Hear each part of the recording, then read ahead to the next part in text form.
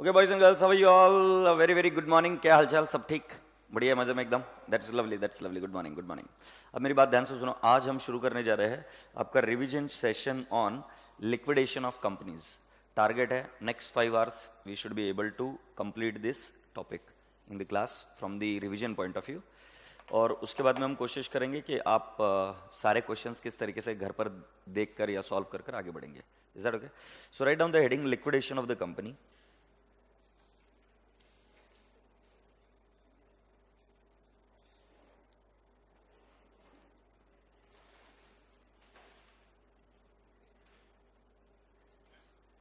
Liquidation of companies. Now what do you mean by liquidation? Liquidation means to dissolve, to close. But there is a procedure through which you close the company. There is a procedure through which you close the company. So we are going to see this particular aspect in liquidation topic. So I'll tell you, liquidation या dissolution आपको 3 areas में accounts में लगता है. First one is dissolution of partnership firm. ये topic पहले group 1 में था, अब ग्रुप 2 में शिफ्ट हो गया है from May 20 attempt. So liquidation के पहले मैं आपको बताता हूं, डिसोल्यूशन नाम का एक टॉपिक है, डिसोल्यूशन ऑफ पार्टनरशिप फर्म। ठीक है, इसके अलावा आपका और एक टॉपिक है which is called as amalgamation of company,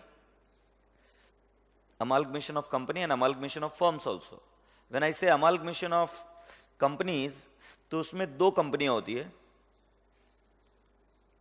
एक होती है ट्रांसफरर और एक होती है ट्रांसफरी।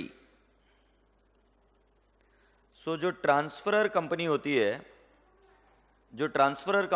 है, उसके लिए भी आप उसको क्या करते हो? डिसॉल्व करते हो। You dissolve transferor company. So वहां पर भी क्या होता है? कंपनी को बंद करना। एग्रीड? तो बेटा जी, हम जो इसमें पढ़ रहे हैं वो क्या पढ़ रहे हैं? तो यहां पर जो हम देखते हैं वो अकाउंटिंग देखते हैं। कंपनी को बंद करना मतलब वहां पर अगर आपको याद होगा धुंधला धुंधला, तो रियलाइजेशन अकाउंट ओपन करते हैं, रियलाइजेशन अकाउंट ओपन करके बैलेंस शीट को खाली करते हैं। वहां पर अकाउंटिंग एस्पेक्ट देखते हैं। ये लिक्विडेशन टॉपिक में हम क्या देखेंगे? It does not have much of the accounting aspect. It requires what all you have to do from the statutory point of view. अगर किसी कंपनी को बंद करना है तो from law point of view पहले पेमेंट किसको होगा? कौन से फॉर्मेट में आपके अलग अलग स्टेटमेंट्स बनेंगे? This is what we are going to study here. So liquidation में एक्चुअली अकाउंटिंग एस्पेक्ट नहीं होगा। There will not be any balance sheet which you have to dissolve, which you have to empty और उसको cell करना, ऐसा सब कुछ नहीं चलेगा इधर। We are going to look it only from the statutory point of view. So the point which I wanted to make to you all was कि इस पर्टिकुलर टॉपिक को बिल्कुल कानून के मुताबिक देखना, थोड़ा सा भी जुगाड़ नहीं करना। So if they are asking you to prepare a particular statement, it has to be perfectly as per the format, because if it is not as per the format, you might lose on your marks. Law में ऐसा है ना, if the communication is asked to be given in written format, then it has to be in written format. Otherwise, it is not a valid communication. Similarly, अगर format designed है, framed है, और अगर आपने वो format change करने की कोशिश की, you will lose on your marks. तो मैंने एक perspective आपके दिमाग में डाला कि you should look this topic from the point of view of format. Agreed? So with this, write down liquidation of companies में आपको क्या क्या पढ़ना है। लिक्विडेशन ऑफ कंपनीज में आपको क्या क्या पढ़ना है? लिक्विडेशन ऑफ कंपनी में पहले आपको पढ़ना है statement of affairs. Statement of affairs. फिर दूसरा आएगा इसके अंदर liquidator statement of account.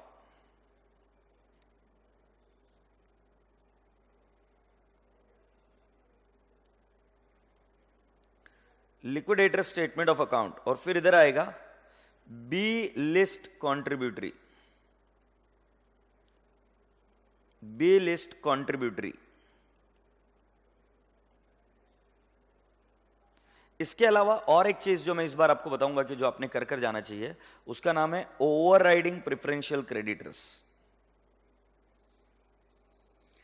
Overriding preferential creditors.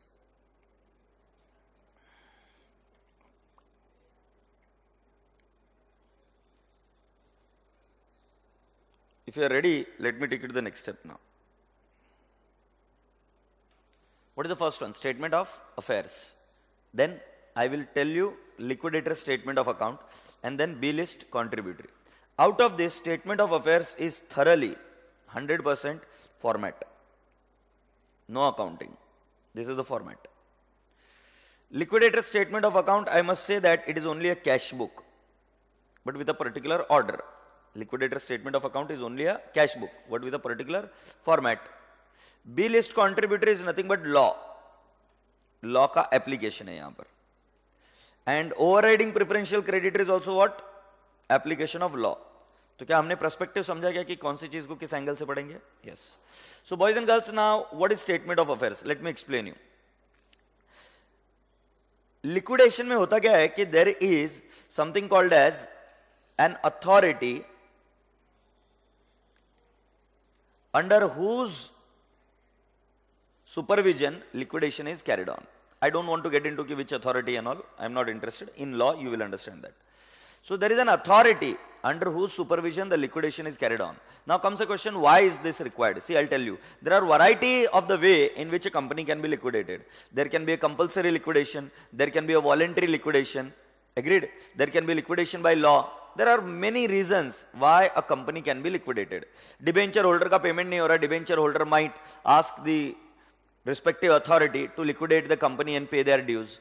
So the liquidation can be moved via debenture holder also. Now you please ask yourself, अगर डिबेंचर होल्डर बोले कि सर हमें हमारा पैसा नहीं मिल रहा, कंपनी को लिक्विडेट कर कर हमें पैसा दो, तो क्या कंपनी के बोर्ड ऑफ डायरेक्टर सही आदमी होंगे उस कंपनी को लिक्विडेट कर कर उनका पैसा देने में? No. Debenture holders, lender will not trust them. So if Anil Ambani is not making the payment of particular lender or Videocon company is not making the payment of particular lender, तुम्हें क्या लगता है lender will be comfortable if those company themselves will be making payment? No. So then what do we do is we remove that authority from the company and we give this to somebody else. Now who is somebody else? We call it as liquidator. Liquidator is a person appointed by the Companies Act or it is appointed by the authority, respective authority, who is going to carry on the liquidation of a particular company. Who is a liquidator? Liquidator is a person appointed by the Companies Act or by the authority who is going to conduct the liquidation proceedings. वो सबका ख्याल रखेगा. But comes a question, उस liquidator को उस company के अंदर क्या चल रहा है वो कैसे पता चलेगा? Just visualize for a sake Videocon company. How will any outsider understand what all is going on there? For example, I am a liquidator. For example, you are a liquidator. You are a liquidator. If you are dropped in that company, how will you understand what is going on there? किससे पैसा आना है, किसको कितना पैसा देना है, क्या व्यवहार हुआ है, कहां पर पेपर पड़े, जमीन के कागजात कहां है, कैसे पता चलेगा? बेचने के लिए तो आपको सारे सेल ऑफ गुड्स एक्ट या ट्रांसफर ऑफ प्रॉपर्टी एक्ट के सारे कानून को फॉलो करना पड़ेगा, बट आपके पास ना दस्तावेज, ना कोई पेपर, ना कुछ. So I cannot superimpose or land a person there directly. मुझे कंपनी के लोगों की हेल्प लगेगी कि आप हमें बताइए क्या क्या एसेट है, क्या क्या लाइबिलिटीज है, किसको कितना रुपया देना है और कैसे देना है. तो पहले ये अथॉरिटी ऑर्डर करती है किसको? बीओडी को. बीओडी को ऑर्डर किया जाता है कि आप हमें बनाकर दीजिए क्या? Statement of affairs. इसका एक पर्टिकुलर फॉर्मेट है जो मैं आपको बताऊंगा. बोर्ड ऑफ डायरेक्टर्स को क्या गाइड किया जाता है? आप हमें बनाकर दीजिए क्या? Statement of affairs. फिर ये स्टेटमेंट ऑफ अफेयर्स हाथ में आ जाने के बाद में इसका अथॉरिटी लेते हैं सारे एसेट और लाइबिलिटी की. कौन? लिक्विडेटर. कई बार लिक्विडेटर की जगह पे दूसरा व्यक्ति होता है रिसीवर. एग्रीड. और लिक्विडेटर उन सभी एसेट और लाइबिलिटी को देखता है कि ये एसेट के नाम लिखे हुए हैं, इन सभी के दस्तावेज और इन सभी के पेपर्स मुझे दीजिए. उनको अपनी कस्टडी में लेता है. जितनी भी लाइबिलिटी है, जितने भी क्रेडिटर्स है, जितने भी डिबेंचर होल्डर है, उनके सबके नाम पते लेता है. जितने भी डिबेंचर होल्डर्स है उनके नाम पते लेता है. जितने भी डेटर्स है उनके नाम पते लेता है ताकि उनका पेमेंट किया जा सके, जिनसे पैसा आना है उनसे रिकवर किया जा सके. सो ये सब चीजें लिक्विडेटर अपने कस्टडी में लेता है और फिर then he starts with liquidation. और जब वो लिक्विडेशन शुरू करता है तो वो बनाता है liquidator. liquidators statement of account.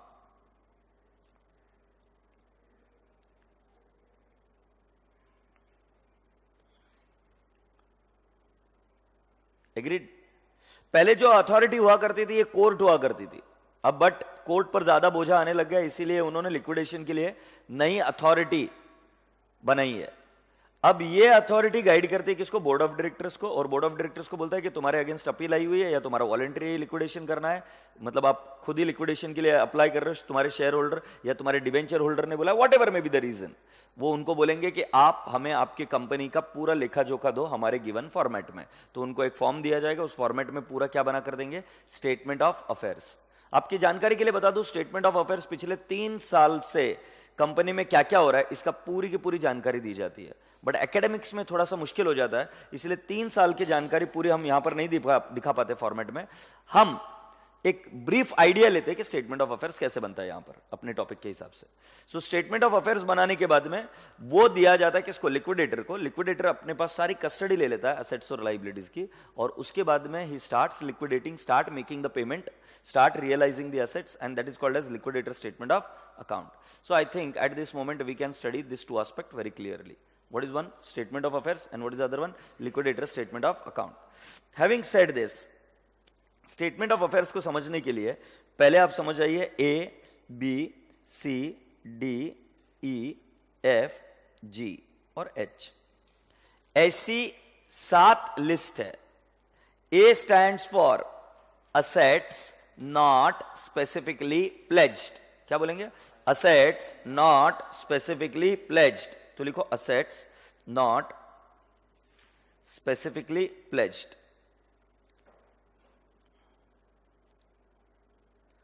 दूसरा वाला आएगा assets specifically pledged.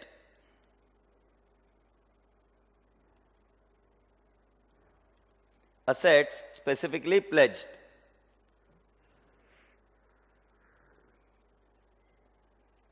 तीसरा आएगा preferential creditors. Preferential creditors, preferential creditors होते हैं 7। प्रिफरेंशियल क्रेडिटर्स होते हैं 7। D for debenture holder. Debenture holder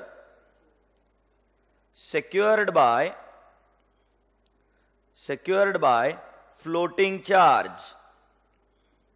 Debenture holder secured by floating charge.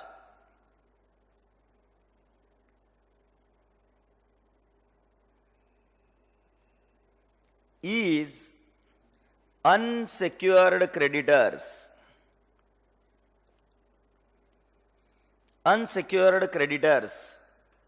Then my dear friend, F is preference shareholder. Preference shareholder. And G is equity shareholder. Equity shareholder. And boys and girls, H is deficiency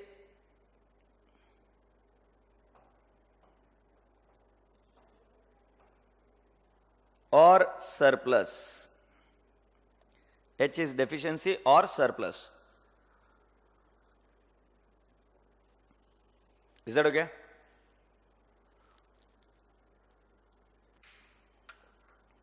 इसमें अगर कोई चीज tough है तो ये वाला area tough है। जिस बच्चे को 100% पास होना है उस बच्चे के बारे में बताता हूं मैं, वो क्या करता है। बाकी की चीजें बाकी का हर बच्चा करता है या थोड़ा सा कच्चा पक्का कर लेता है, बट एग्जामिनर कुछ ना कुछ हर एक पेपर में कोई ऐसे प्लॉट बना के रखता है जिस ट्रैप में बच्चे फंसेंगे। तो अगर तुम होशियार बनना चाहते हो तो बेटा जी ये वाला एरिया कर जाना, क्योंकि नहीं आया तो बच गए, बट आया तो सब लोग नहीं बचेंगे, जो कर गए होंगे वही बचेंगे, and it can score you good marks. तो मैं तुम्हें इसकी गारंटी दे रहा हूं कि बाकी की चीज तो पूरी 100% हो जाएगी। ये एक एरिया है जिस पर थोड़ा सा तुम्हें मेहनत करना पड़ेगा, और थोड़ी सी, ज्यादा भी मेहनत नहीं, थोड़ी सी मेहनत करोगे so you will be different from the others. Shall we go ahead? So first one, A और बी ये एसेट से जुड़ा हुआ है, सी डी ई ये लाइबिलिटी से जुड़ा हुआ है। ये हमेशा ऐसे ही डील करना। ए और बी असेट से जुड़ा हुआ है, C D E it is belonging to what, liabilities. Then my dear friend, you have got FG. FG is belonging to what? Shareholder, and H is like what? Deficiency. Now boys and girls, let me clearly mention to you. Reserves and surplus, securities premium, debenture redemption reserve, capital redemption reserve, capital reserve, general reserve, P&L account balance, these are not liabilities. So they may not be paid. They will not be paid. Any reserves and surplus in the balance sheet which you see it in a company is not a liability, so that will not be paid. Whom are you going to pay? You are going to pay to the owner. और owner को तो नहीं तो भी जो बचा हुआ है रेसिडुअरी पोर्शन वो तो ओनर को ही पे करोगे ना. तो जितने भी रिजर्व्स एंड सरप्लस है उनको इस स्टेटमेंट ऑफ अफेयर्स में कोई जगह नहीं होगी, क्योंकि इन एनी सिनारियो जो बचा हुआ अमाउंट है वो किसको पेमेंट होगा, ओनर को ही. तो ऐसा बोल नहीं सकते कि इतना प्रॉफिट है वो हम इनको देंगे, नहीं, क्योंकि वो जो प्रॉफिट है वो पहले का है. अभी असेट बेचने के बाद में क्या पोजीशन रही, कितना पैसा बचा है, वो पैसा सारा का सारा किसको जाएगा, ओनर को. I hope you got my point. So क्या क्या चीज समझे, इस पूरी बैलेंस शीट में जितने भी रिजर्व्स एंड सरप्लस है उसको क्या करना होगा, ignore. So write down a note. All the reserves and surplus, all the reserves and surplus, all the reserves and surplus will be ignored. All the reserves and surplus will be ignored.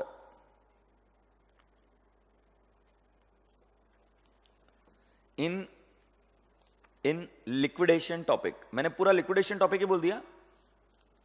Reserves and surplus में liquidator statement of account में भी कोई reserves and surplus का वास्ता नहीं है, statement of affairs में भी कोई वास्ता नहीं है, बी लिस्ट कंट्रीब्यूटर में भी नहीं है, ओवर राइडिंग प्रेफरेंशियल क्रेडिटर में भी नहीं है. तो मतलब एक एरिया आपका कंफ्यूजन का मिट जाएगा, जो आपको टेंशन आता है कि सर इसका क्या करने का, nothing doing. Now comes a question, asset not specifically pledged, मतलब these are the asset on which there is no लीन.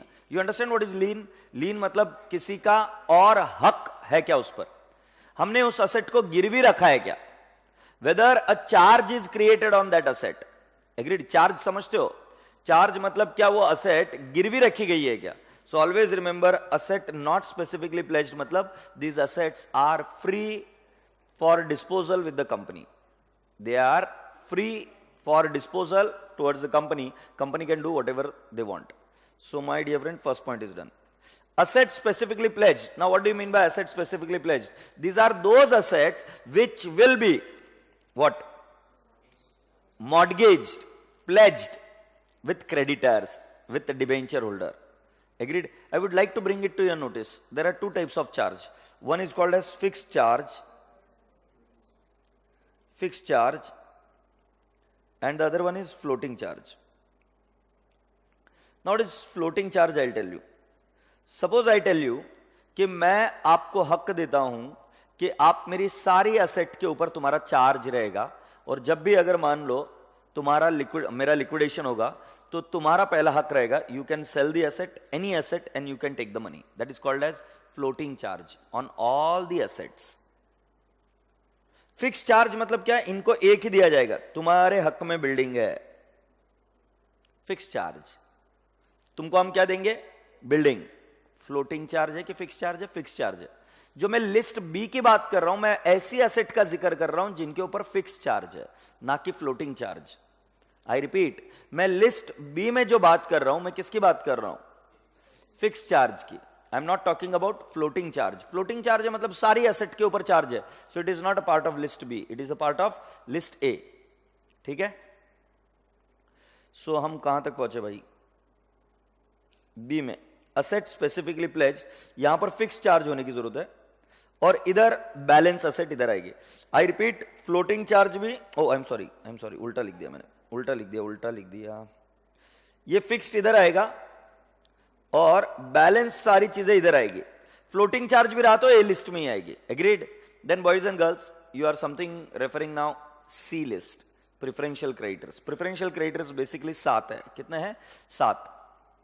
सो अभी हम एक छोटा सा क्वेश्चन करेंगे प्रिफरेंशियल क्रेडिटर्स पर, भी एक बार एग्जाम में आ चुका है, और हम करेंगे प्रिफरेंशियल क्रेडिटर्स. प्रिफरेंशियल क्रेडिटर्स 7 होते हैं. इसमें से 1 2 3 4 5 is related to employees, 5 are related to employees, 6 7, 6 is related to government and 7 is related to expenses of investigation and all. So first one, if I say you, is salary to employee, but it is not the 100%. Salary to employee, maximum how much? 20,000. And for maximum how many months? 4 months in preceding 1 year. तो जरा ध्यान से देखो मैं क्या क्या बता रहा हूं. पिछले 1 साल में, यहां पर डेट ऑफ लिक्विडेशन है, डेट ऑफ लिक्विडेशन यहां पर है, पिछले 1 साल में any 4 months, I never said consecutive 4 months, any 4 months, अगर मान लो किसी की सैलरी 5 महीने की ड्यू है तो 5 में से सिर्फ 4 महीने प्रिफरेंशियल होगा, 1 महीना अनसिक्योर्ड होगा. मतलब एम्प्लॉइज की सारी सैलरी प्रिफरेंशियल नहीं होती. प्रिफरेंशियल का मतलब है you are going to be made payment in priority. Employees के पास कोई सिक्योरिटी नहीं होती बट फिर भी उनका पेमेंट प्रायोरिटी में होगा, इसलिए नाम क्या है? Preferential creditors. They are actually unsecured. अभी जैसे मेरे साथ संतोष काम कर रहा है या बाकी के एम्प्लॉइज मेरे साथ काम करते हैं, तो आपको क्या लगता है उनके पास मेरी कोई सिक्योरिटी है क्या? मैंने कोई सिक्योरिटी दी है क्या उनको? नहीं. बट उनको गवर्नमेंट ने प्रेफरेंशियल होने का दर्जा दिया है, बट प्रेफरेंशियल उनकी पूरी अमाउंट को नहीं दिया है, उसकी में कुछ लिमिट दी है. लिमिट क्या दी? Any 4 months salary, any 4 month preceding 12 months, मतलब 12 महीने के पहले की होगी तो प्रेफरेंशियल नहीं होगी, it will be a plain unsecured. Liability तो है बट अनसिक्योर्ड. प्रेफरेंशियल कब होगा? When it is due within the preceding 12 months. For how many months? 4 months. Agreed. और उसके अलावा per claimant, per employee, the limit is 20,000. चलो बताओ, मैंने 3 कंडीशन बताई क्या? Preceding 12 months, any 4 months, and amount is 20,000 पर क्लेमेंट. प्रत्येक व्यक्ति को 20,000 रुपए. पिछले 1 वर्ष की कालावधि में any 4 months की salary will be treated as what?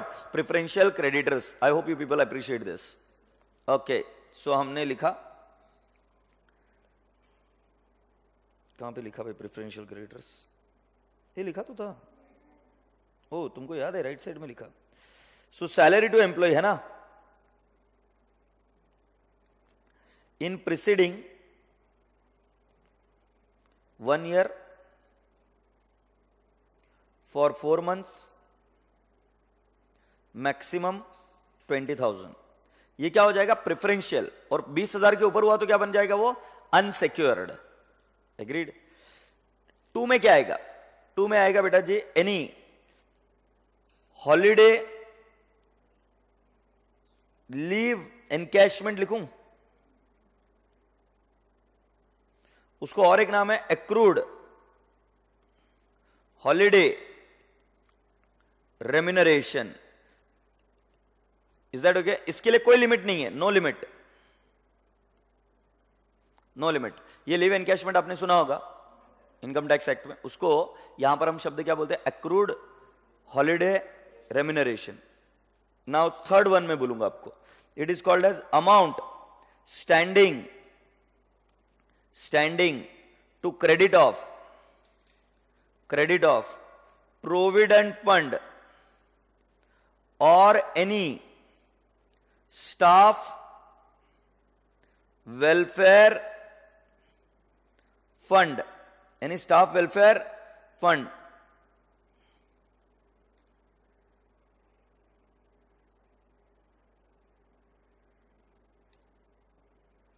Again I'll write down no limit, काहीच लिमिट नाही.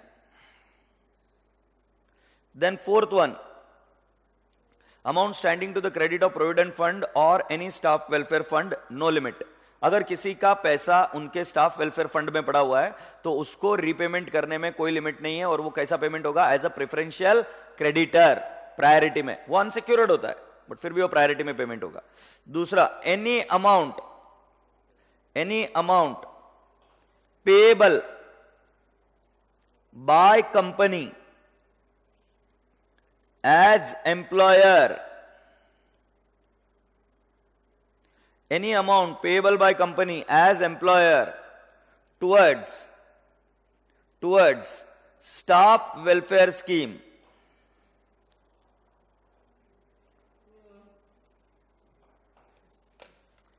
towards staff welfare scheme. Okay, so I was saying 1 2 3 4 any amount payable by company as employed towards staff welfare scheme. ये मैंने आपको बताया कि एक ऐसी amount जो एम्प्लॉयर का कंट्रीब्यूशन अभी भी पेंडिंग है, किसको? स्टाफ वेलफेयर स्कीम को. For example I will give you Kingfisher airlines का अगर हम एग्जांपल ले, बहुत बुरी तरीके से एम्प्लॉयज के साथ काम हुआ वहां पर. एम्प्लॉयज के सैलरी में से पैसा तो कटता था, क्योंकि स्टाफ वेलफेयर स्कीम में पैसा जमा कराने की जिम्मेदारी किसकी है? एम्प्लॉयर की है. तो एम्प्लॉयर पैसा काट रहा है बट जमा नहीं करा रहा है. देखो, दो चीजों को ध्यान से समझो. एक, जो पैसा जमा करा दिया गया है वो तो प्रेफरेंशियल है, वो पॉइंट नंबर 3 में लिखा गया है. दूसरा ऐसा कि जो पैसा काटा गया है बट जमा नहीं हुआ है, तो वो भी तो लाइबिलिटी है ना उनकी, एम्प्लॉयर की. तो एम्प्लॉयर उस लाइबिलिटी को भी प्रेफरेंशियल लाइबिलिटी मानेगा. Have you all understood? बताओ कौन सी चीजें बताई मैंने. Amount number 1, amount which is standing to the credit of staff welfare scheme. दूसरा मैं क्या बताऊं? Amount which is payable by the employer towards the staff welfare scheme. I hope you people got this point. Agreed? Now boys and girls, we are there on the 5th point. It is called as, नहीं, salary to employee हो गया, leave encashment हो गया, amount standing to the credit हो गया, amount payable by company as a employer. कौन सा बता रहे? ना ना ना ना वो क्या था? हाँ, any compensation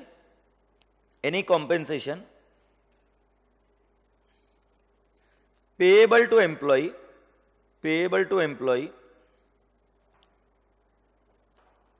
under Workmen Compensation Act, under Workmen Compensation Act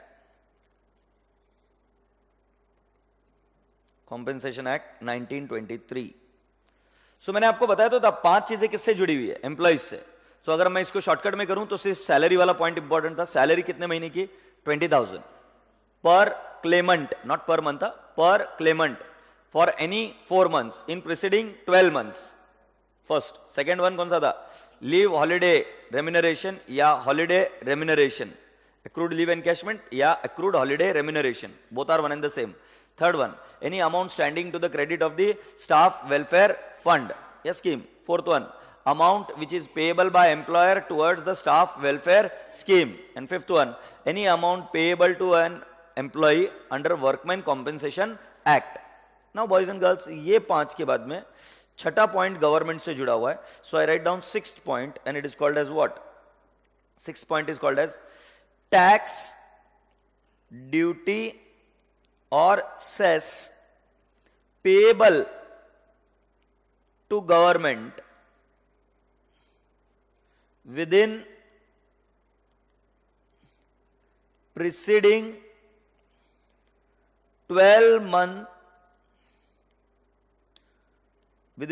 12 months from the date of liquidation.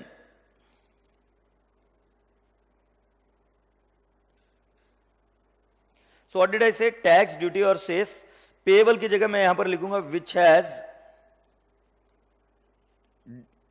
tax, duty और cess due and payable to government within preceding 12 months from the date of liquidation.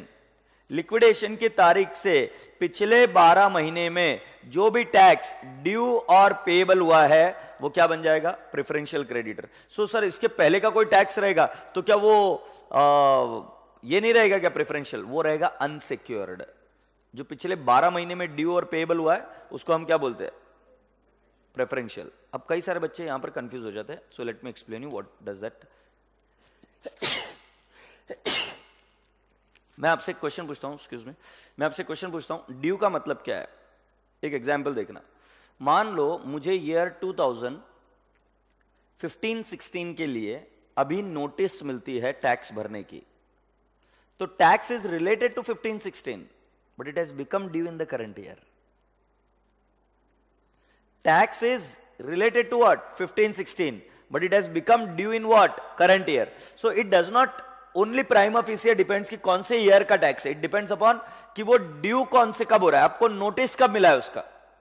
तो जब हम company को liquidate करते तो हमें NOC लगता है सभी डिपार्टमेंट से. सो एनओसी का मतलब नो ऑब्जेक्शन सर्टिफिकेट. उस केस में अगर उन्होंने कहा कि नहीं, हमारे को आपसे सर्विस टैक्स आना बाकी है, इट इज स्टिल ड्यू, वो नोटिस आया, तो when it has become due, when you are getting a notice, so it is not always in reference to the year, but जब एकेडमिक्स की बात चलती है तो एकेडमिक्स में हमें सिंपल ध्यान रखना है कि ये डेट ऑफ लिक्विडेशन है, इसके पहले 12 महीने से रिलेटेड टैक्स है, तो हम उसको क्या बोलेंगे, प्रेफरेंशियल, उसके पहले का है तो हम बोलेंगे it is not a preferential. Is that okay? Now boys and girls, 7th point, and this is called as what, expenses of investigation. So let's write down any expenses of investigation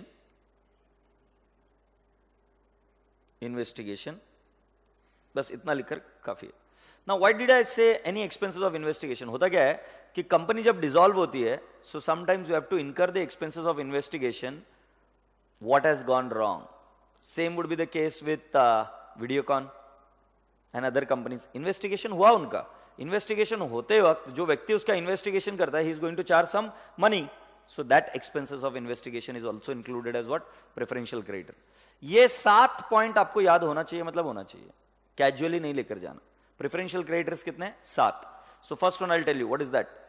Salary preceding 12 months, any 4 month, per claimant 20,000. Second, accrued holiday remuneration. Third one, any amount standing to the credit of the staff welfare scheme, any amount payable by the employer towards the staff welfare scheme. And then my dear friend, any amount payable to an employee under Workmen Compensation Act 1923. ये 5 point employees से जुड़े हुए. 6 point, any tax, duty और cess which has become due और payable within preceding 12 months from the date of liquidation.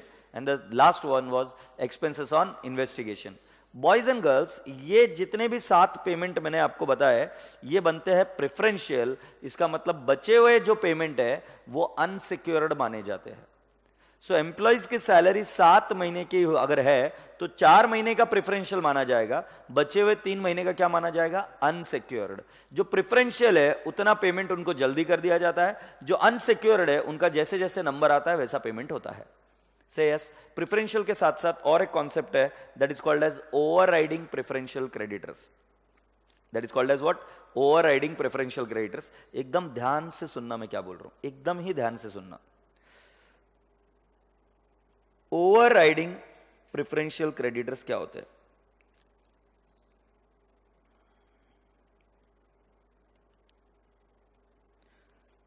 ठीक है, मान लेते हैं एक सिक्योर्ड क्रेडिटर है, एक सिक्योर्ड क्रेडिटर है. सिक्योर्ड क्रेडिटर मतलब इसके पास दी गई है बिल्डिंग.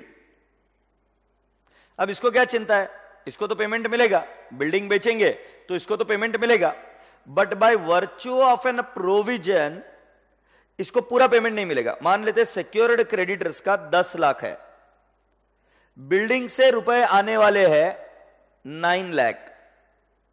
तो मुझे बताओ सिक्योर्ड क्रेडिटर्स को कितने देने चाहिए थे? 9 लाख. और वो अनसिक्योर्ड कितना बचता? 1 लाख. से यस और नो? तो देखो मैं क्या करूंगा, 10 लाख माइनस 9 लाख, 1 लाख क्या होगा? अनसिक्योर्ड. एग्रीड? तो ये तो अनसिक्योर्ड रहेगा ही रहेगा, यह हमेशा अनसिक्योर्ड ही रहेगा. किसी को इसमें डाउट? मैंने कहा कि 10 लाख रुपए रिसीवेबल थे, किसको? सिक्योर्ड क्रेडिटर्स को. Building fetched only 9 lakh, so 1 lakh rupees is unsecured. That is always going to remain what? Unsecured. Now what happens is, एक दूसरा बंदा है इधर जिसका नाम मैं लिखूंगा एम्प्लॉई. क्या नाम लिखूंगा? एम्प्लॉई. एम्प्लॉई के प्रेफरेंशियल क्रेडिटर्स है, प्रेफरेंशियल क्रेडिटर्स है, और एम्प्लॉइज की वो अमाउंट है, let's take an example, 4 lakh. कितनी है? 4 lakh. Can I make it little easy? 5 lakh. तो एम्प्लॉय अब इसके अंदर एंटर मार लेगा, एम्प्लॉइज इसके अंदर एंट्री मार लेगा. किसके अंदर? इस 9 लाख में. मतलब जो 9 लाख सिक्योर्ड क्रेडिटर्स को मिलना चाहिए था क्योंकि बिल्डिंग उन्हीं के पास थी, बट ये उनके साथ में भी हक जताएगा. मतलब ये 10 लाख किसके लिए थे? Secured creditors. अब और एक सिक्योर्ड बन जाएगा bye virtue of law, that would be employees 5 lakh. और जो 9 लाख हम इसको बांट रहे थे वो 9 लाख इसको नहीं बांट सकते अभी हम. Now take on your calculator, 9 divide by 15. Into 10, इनको मिलेंगे कितना? 6 लाख से यस। और 5 लाख को कितना मिल जाएगा? 3 लाख। एग्रीड? अब मुझे बताओ, who suffered because of this? Secured creditor. Secured creditor suffer किया क्या नहीं किया? तो कितने से सफर किया? 1 लाख तो उनका पहले भी अनसिक्योर्ड था, बट अभी उनको कितना कम पेमेंट हुआ? 3 lakh. So boys and girls, 3 lakh will be treated as preferential, and what was paid to employee was overriding preferential creditors. मतलब एम्प्लॉइज का नुकसान सबसे ज्यादा होता है, इसलिए एम्प्लॉइज को क्या बोला कि तुम्हें हक मिलेगा किसके अंदर? सिक्योर्ड क्रेडिटर्स के अंदर भी। बट सिक्योर्ड क्रेडिटर्स के अंदर हक मिला तो कौन नाचने लगा? सिक्योर्ड क्रेडिटर्स, क्योंकि पैसा उनका निकल रहा है ना भाई। कानून में उनको हक था कि वो असेट का पैसा उसी को मिलेगा, सिक्योर्ड क्रेडिटर्स को। But because an employee has entered by virtue of overriding effect, overriding preferential creditors, तो उसकी वजह से उनको शेयर कम मिला। तो जितने से उनको शेयर कम मिलेगा उतने से हमारे सिक्योर्ड क्रेडिटर्स कहां घुस जाएंगे? प्रेफरेंशियल क्रेडिटर्स में। से यस और no? So boys and girls, it's time that we now understand this concept. Are we all ready? So you are all requested to come down to the concept question number 1 and concept question number 2. Both these questions are being solved for you, but write down very important from exam point of view. Okay? तो इसको हम orally solve करेंगे, concept question number 1 and concept question number 2. Are you all ready? Let's begin the story.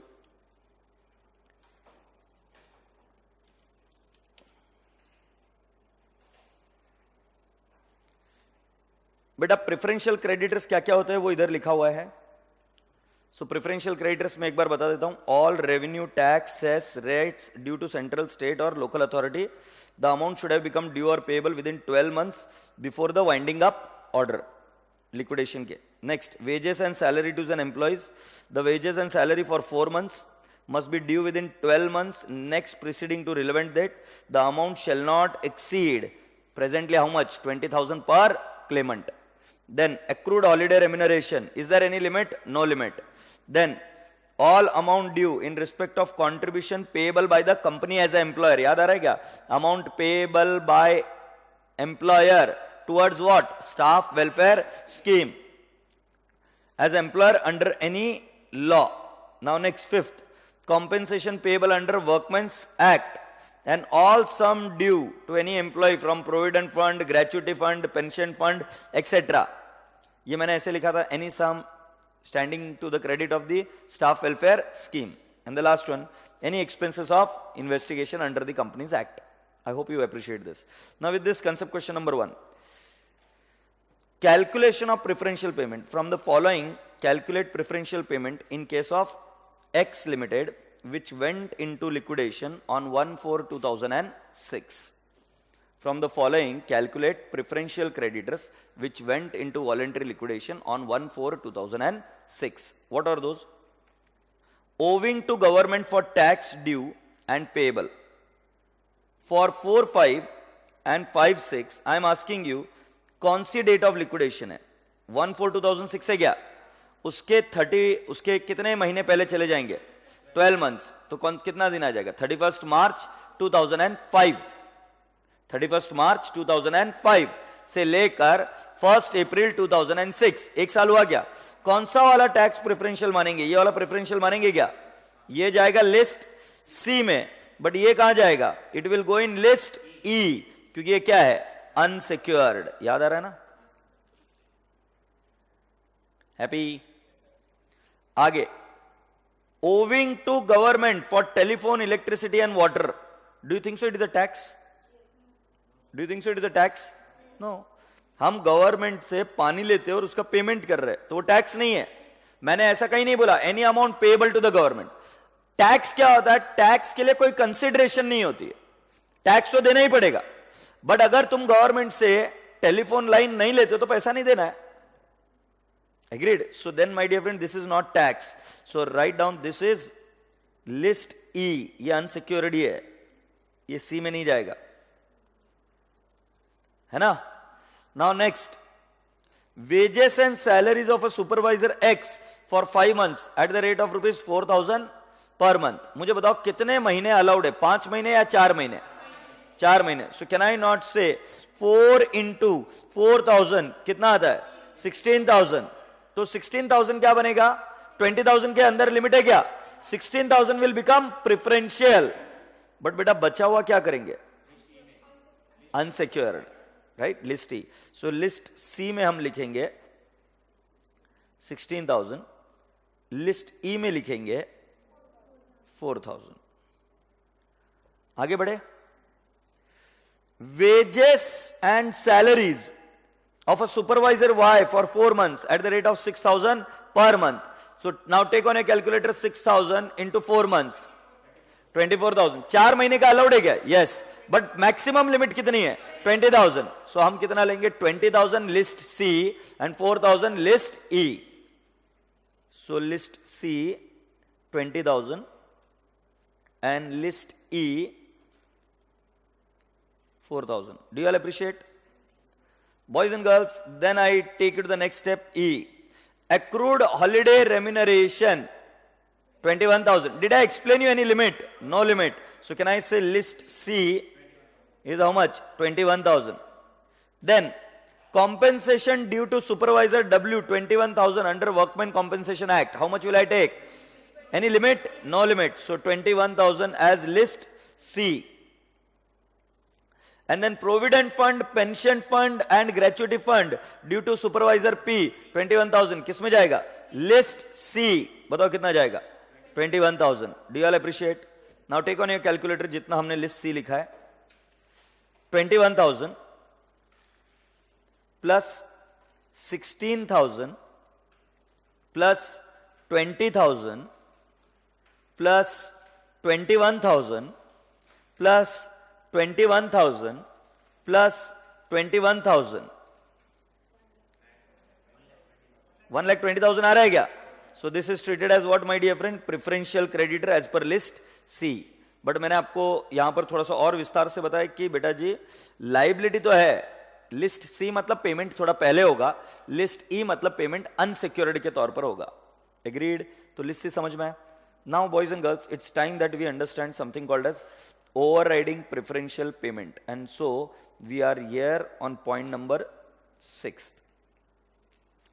overriding का मतलब क्या है? this will be paid first. overriding मतलब उनको हक पहले मिल गया, right? even if they don't have security, still they will be paid first. जैसे रास्ते पर अगर गाड़ी चल रही है हम सभी लोगों की, और मान लीजिए प्रेसिडेंट या हमारे प्राइम मिनिस्टर की गाड़ी आने वाली, तो किसको ओवरराइडिंग इफेक्ट मिलता है? सिग्नल चालू है क्या नहीं चालू है कोई फर्क नहीं पड़ता। Overriding effect will be the vehicle of the particular delegate, president और प्राइम मिनिस्टर। समझ में आ रहा है कि नहीं? This is called as overriding effect. या फॉर दैट मैटर एम्बुलेंस, अगर मान लो सिग्नल चालू भी है, so who will get an overriding effect? Ambulance. Similarly जो मैंने प्रेफरेंशियल पढ़ाया ठीक है, बट उसमें भी अभी ओवरराइडिंग इफेक्ट मिलेगा इनको। एग्रीड? तो वो हम पढ़ रहे। These creditors will be paid before any payment is made to other preferential creditors. These are workman dues. These are workman dues. Workman dues कितने हैं? 5 बताए थे मैंने आपको, yes or no? और आगे debts due to secured creditor. This will include that portion of debt which could not be paid to the secured creditors due to pari passu charge of the workman. मैंने क्या बोला? जो secured date था, याद है क्या? Secured date 10 lakh का था, उसमें से उनका 9 लाख फुलफिल हो जाता अगर वर्कर्स नहीं आते तो उनका 1 लाख ही अनसिक्योर्ड होता। बट वर्कर आने के वजह से उनको सिर्फ कितना मिला? 6 लाख। तो पहले तो सिर्फ 1 लाख अनसिक्योर्ड रह रहा था, उसके बाद में कितना रहने लग गया? 4 लाख। याद आ रहा है कि नहीं आ रहा है? तो हमने बोला था कि 3 लाख रुपीज जो उनको कम जा रहे हैं, अगर वो एग्जाम्पल आपको देखना होगा तो ये देखो इधर ही, पहले उनका 1 लाख ही रह रहा था ना, बट अभी क्या हो रहा है? 10 - 6 4 लाख का लाइबिलिटी रह रहा था ना अनसिक्योर्ड, तो इसमें क्या होगा? 1 लाख ही अनसिक्योर्ड रहेगा, 3 lakh will become what? Preferential. Say yes और नो? तो देखो ऐसी लाइन है क्या? This will include that portion of the debt which could not be paid to secured creditors due to pari passu charge of the workman. इसको समझाने के लिए मैंने एक एग्जाम्पल लिया है, ये इधर आ जाओ, कंसेप्ट क्वेश्चन नंबर 2 पर आ जाओ। Are you there? Are you ready? There are secured creditors amounting to 5 lakh holding a security estimated worth rupees 4 lakh. सो बेटा जैसे मैं लिख रहा हूं वैसे लिखिए आप। सिक्योर्ड क्रेडिटर्स कितना है? 5 लाख है ना, less value of security, very good, 4 lakh. So बेटा जी ये माइनस किया, सो बेटा जी अनसिक्योर्ड कितना रहेगा? Unsecured creditors will become 1 lakh. तो अनसिक्योर्ड तो 1 लाख ही रहेगा, उसके ऊपर नहीं जा सकता। Agreed, done. अब क्या होता है? In addition there is a claim of workman amounting to rupees how much? 1,25,000। तो बेटा जी मैं इधर वर्कमैन को लेके आ जाऊं क्या? वर्कमैन को कितना ड्यू है? 1,25,000। से यस बेटा, वर्कमैन तो पहले ही ओवर राइडिंग है, आपको समझना पड़ेगा, वर्कमैन तो पहले ही ओवर राइडिंग है। तो अब वर्कमैन को पूरा मिलेगा क्या? नहीं, ये 4 लाख का कद्दू कटेगा और दोनों में बटेगा। Now take on your calculator. 4 lakh, सोच के बताओ कितना? 4 lakh divide by how much? 6,25,000। 4 lakh divide by how much? 6,25,000। इन दोनों के बीच में बांटेंगे ना, so divide by 6,25,000 into 5 lakh, 3,20,000। अरे इसको कितना मिल रहा है अभी? 3,20,000। से yes. So can I not से, अगर ये 3,20,000 पे हो रहा है इसको, तो यहां पर ओवर राइडिंग बन जाएगा। ये ओवर राइडिंग प्रेफरेंशियल क्रेडिटर्स कितना बन जाएगा बेटा जी? है इट विल बिकम 80,000। अभी ओवर राइडिंग या फिर आप इसको प्रेफरेंशियल क्रेडिटर बोल सकते हो एज पर लिस्ट सी। कुल मिलाकर अगर मेरी बात समझ में आ रही है, 5 लाख में से इनका पेमेंट होना चाहिए था 4 लाख और 1 लाख अनसिक्योर्ड होता, बट बिकॉज वर्कर ने कितना ले लिया? 80,000, इसीलिए इनको कितना मिला? 5 लाख माइनस 3,20,000। तो बैलेंस कितना बचेगा बेटा जी? 1,80,000 बचेगा ना। उसमें से 1 लाख तो अनसिक्योर्ड ही रहेगा, बट 80,000 क्या बन जाएगा? Overriding preferential creditors as per list C. तो मैं 7 जो अक्षर में या 7 लिस्ट सिखाई, उसमें ये वाला शब्द नहीं सिखाया था, बट फिर भी bye virtue of this section it is becoming what? Overriding preferential creditors. मतलब ये प्रेफरेंशियल क्रेडिटर बनेगा। एम्प्लॉइज तो हमेशा से ही प्रेफरेंशियल थे, से यस और नो। सो बेटा जी एम्प्लॉइज का कितना रहेगा? 125 minus 80,000, 45,000 will remain what? Not unsecured. 45,000 will be remain what? Preferential creditors only, and उसमें भी उनकी प्रायोरिटी पहली है। अरे मेरी बात समझ में आया क्या? बताओ मुझे क्या किया मैंने इसमें? पहले सिक्योर्ड में से उनकी पूरी सिक्योरिटी देके माइनस कर दो और देखो कितना डेफिशिएंसी आ रहा है। 1 लाख, तो 1 लाख क्या बनेगा? अनसिक्योर्ड। अब उसमें कुछ नहीं कर सकते अपन। बट क्या एम्प्लॉइज बीच में आके शेयर कर गए क्या? एम्प्लॉइज कितना शेयर कर गए? 1,25,000। तो इसका मतलब इधर पेमेंट कम हुआ, इधर पेमेंट कितना हो गया? नहीं 125 नहीं, 80,000 रेश है 125, बट शेयर कितना मिला? मिला कितना? 80,000। तो इधर से 80,000 कम होगा, तभी इधर 80 करेंगे ना पेमेंट। तो ये कितना हुआ? 3,20,000। जाहिर सी बात है 5 लाख माइनस 320 तो कितना हो जाएगा? 1,80,000। उसमें से 1 लाख तो मैंने बोला है अनसिक्योर्ड है, तो बचा हुआ 80,000 क्या है? Over riding preferential creditors. Do you all appreciate? और इधर का ये जो 45,000 है वो तो हमेशा से ही ओवर राइडिंग रहा था। तो आंसर चेक करो बेटा जी। The security worth 4 lakh will be divided between secured creditors and the workman in the ratio of 5 lakh is to 1,25,000। Therefore out of 4 lakh 4/5 320 will be paid to secured creditors and 1/5 80,000 will be paid to workmen. Do you all agree? These are payment किसको कैसे होंगे? As per overriding preferential payment. But नीचे आने का continuing with the above example, amount of overriding preferential payment will be as under. Balance unpaid amount of workman, जितना payment हो गया उसके बाद में बचा कितना? 125 में से 80 बच गया ना, माइनस हो गया, कितना बचा? 45,000 है नहीं? अच्छा, इनको कितना कम पेमेंट मिला?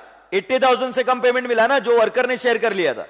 तो उनकी अभी एंट्री हो गई प्रेफरेंशियल क्रेडिटर में एज ओवरराइडिंग प्रेफरेंशियल क्रेडिटर। कितना आ जाएगा? 80,000 और ये टोटल बन जाएगा 125।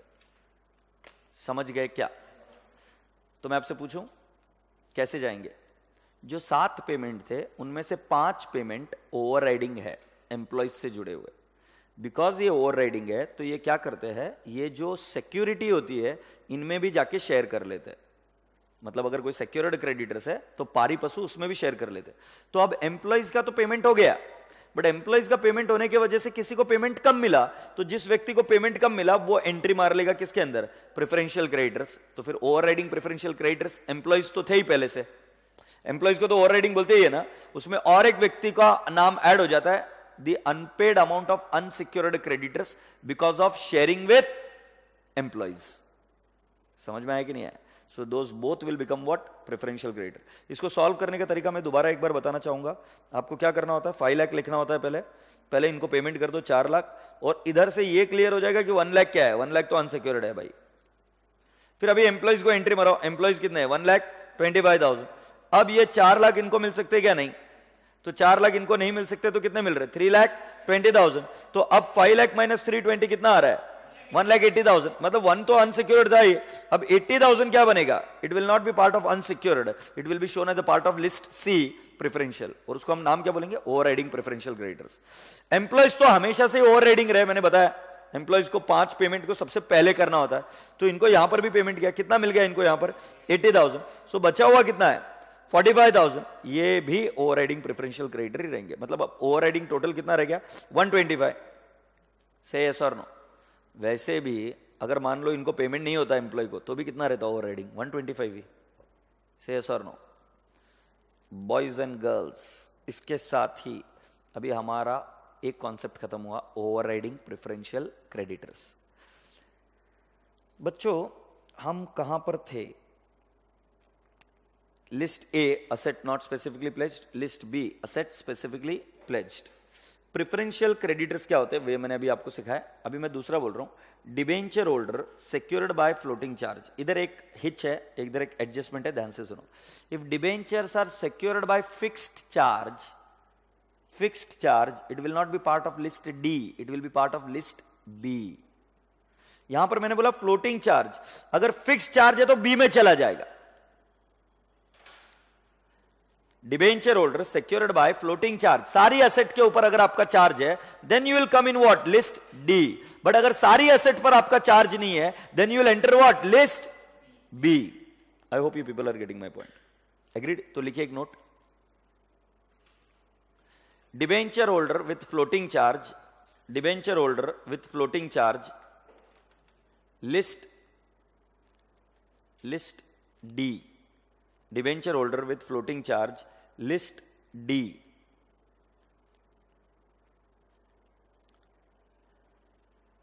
दूसरा लिखिए, debenture holder with fixed charge, debenture holder with fixed charge क्या, list B, debenture holder with fixed charge, list B. Is that okay? So ये हो गए डिबेंचर होल्डर जी। फिर क्या है, अनसिक्योर्ड क्रेडिटर्स। अनसिक्योर्ड क्रेडिटर्स मतलब इनके पास कोई सिक्योरिटी नहीं है। इसके बाद में आता है प्रेफरेंशियल क्रेडिटर, और इसके बाद में आता है preferential creditor, preferential share holder, और फिर क्या आता है, equity share holder. Do you all appreciate with this? Yes. So इसके साथ ही अब आप रेडी हो चुके हो फॉर्मेट के लिए। तो फॉर्मेट कैसे जाता है स्टेटमेंट ऑफ अफेयर्स का, ये देखो, घर पर भी ऐसे ही प्रिपेयर करना statement of affairs as on. इसमें कुछ इस प्रकार से आएगा ईआरवी। ईआरवी का मतलब होता है estimated realisable value. ERV is what, estimated realisable value. जल्दबाजी मत करो, पर्टिकुलर्स और ईआरवी, ये वाला एक वाला कॉलम हमेशा नीचे तक जाएगा। फिर इधर फर्स्ट आएगा लिस्ट ए, अभी मैं सिर्फ रफ में समझा रहा हूं, लिस्ट ए। और जितनी भी असेट्स है उनकी बुक वैल्यू को छोड़कर आपको क्या लेनी पड़ेगी, ईआरवी। मैंने कहा असेट, असेट में कोई भी फिक्टिशियस असेट नहीं आएगी। Preliminary expenses, discount on issue of debenture, any accumulated losses are not asset, though they may be mentioned on the asset side. Asset मतलब जो असेट बिक सकती है, जो असेट बिक सकती है उसकी हम ईआरवी लेंगे। ईआरवी मतलब हम उसका सेलिंग प्राइस लेंगे। कुछ असेट ऐसी होती है जिनकी सेल वैल्यू 0 हो जाती है, जैसे गुडविल, तो उनको नहीं लेना होता है। वही एसेट जो बिक सकती है उनकी ईआरवी लेंगे, एस्टिमेटेड रियलाइजेबल वैल्यू, कितना पैसा जमा कर लेंगे। जब लिस्ट ए हो जाए तो फिर आता है लिस्ट बी। लिस्ट बी में इनर कॉलम में बन जाते हैं 4 कॉलम, और इधर आएगा पर्टिकुलर्स, और इधर आएगा first one amount estimated to be recovered, फिर amount due to secured creditors, फिर या तो आएगा सरप्लस या तो आएगा डेफिशिएंसी। देखो मैं क्या बोल रहा हूं, amount estimated to be covered या रिसीव्ड, दूसरा क्या है अमाउंट ड्यू, फिर या तो आएगा सरप्लस या तो आएगा डेफिशिएंसी। जरा ध्यान से सुनो मैं क्या बोल रहा हूं, मुझे जो अमाउंट रिकर होने वाली एआरवी वो 10,000 होने वाली है, बट अमाउंट ड्यू क्या है 8,000 है, तो बेटा सी सरप्लस है कि डेफिशिएंसी है, सरप्लस 2,000। जो असेट हमने गिरवी रखी है उस असेट को गिरवी रखने के बाद में हमें कितने रुपए मिलने वाले 10,000, बट हमें देने कितने हैं 8,000, तो सरप्लस आया 2,000, 2,000 आउटर कॉलम में जाएगा। बट अगर ऐसा हुआ कि तुम्हें मिलने वाले 12,000 बट तुम्हारी अमाउंट ड्यू है 15,000, तो बेटा जी अब सरप्लस है कि डेफिशिएंसी है, डेफिशिएंसी, ये 3,000 ये जाएगा आउटर कॉलम में, ये जाएगा लिस्ट ई में, क्योंकि अब ये बन गया अनसिक्योर्ड। से यस। सो मुझे क्या क्या बताना था, असेट साइड में लिस्ट ए और B, a single column, list B 4 column, और उसके बाद में हम क्या कर देते इधर जी टोटल ले लेते। टोटल लेने के बाद में मुझे देना पड़ता है समरी। समरी में ग्रॉस वैल्यू देना पड़ता है क्योंकि हमने यहां पे सिर्फ सरप्लस का फिगर लिया है, बट समरी में हमें कौन सा फिगर देने पड़ते हैं ग्रॉस। ग्रॉस फिगर में क्या करता है, जो लिस्ट ए की ग्रॉस फिगर है और जो लिस्ट बी के ग्रॉस फिगर है दोनों को इनर कॉलम में लिखते हैं हम। उसके बाद में लाइबिलिटी शुरू होती है और लाइबिलिटी का एक कॉलम लेफ्ट में शुरू हो जाता है, gross liability to be deducted और to be deducted from surplus और एडेड टू डेफिशिएंसी, ऐसी हेडिंग आती है, gross liability to be deducted from surplus or added to deficiency। और ये वाला कॉलम तो ऊपर से ही चला जा रहा है।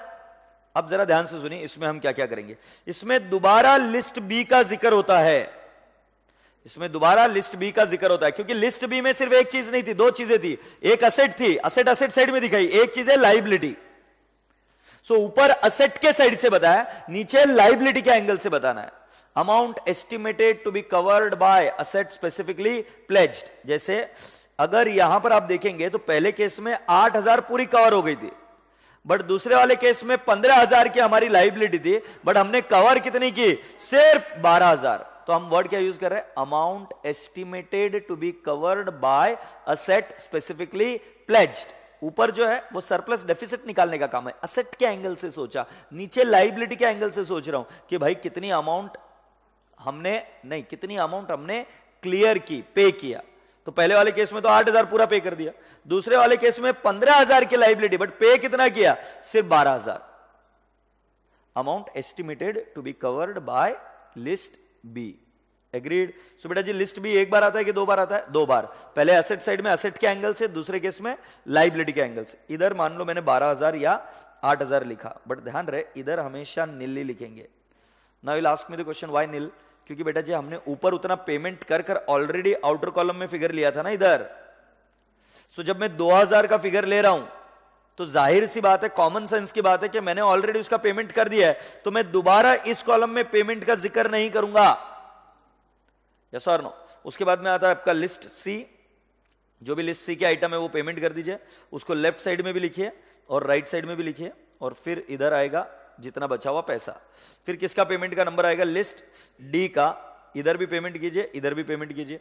फिर आपका आएगा इधर नेक्स्ट टोटल कितना बैलेंस बचा है, बैलेंस इधर है ना, इधर तो लाइबिलिटी है, कितना बैलेंस बच रहा है। फिर आप किसका पेमेंट करेंगे, लिस्ट ई का, अनसिक्योर्ड का, इधर भी करिए और इधर भी करिए, और फिर जो बैलेंस आएगा वो बैलेंस इधर लिख दीजिए। अब ये टोटल लेकर काम खत्म कर दीजिए, क्योंकि लाइबिलिटी खत्म हुई अभी कॉलम तो आगे जाएगा बट उसमें लिखेंगे नहीं कुछ लेफ्ट साइड में।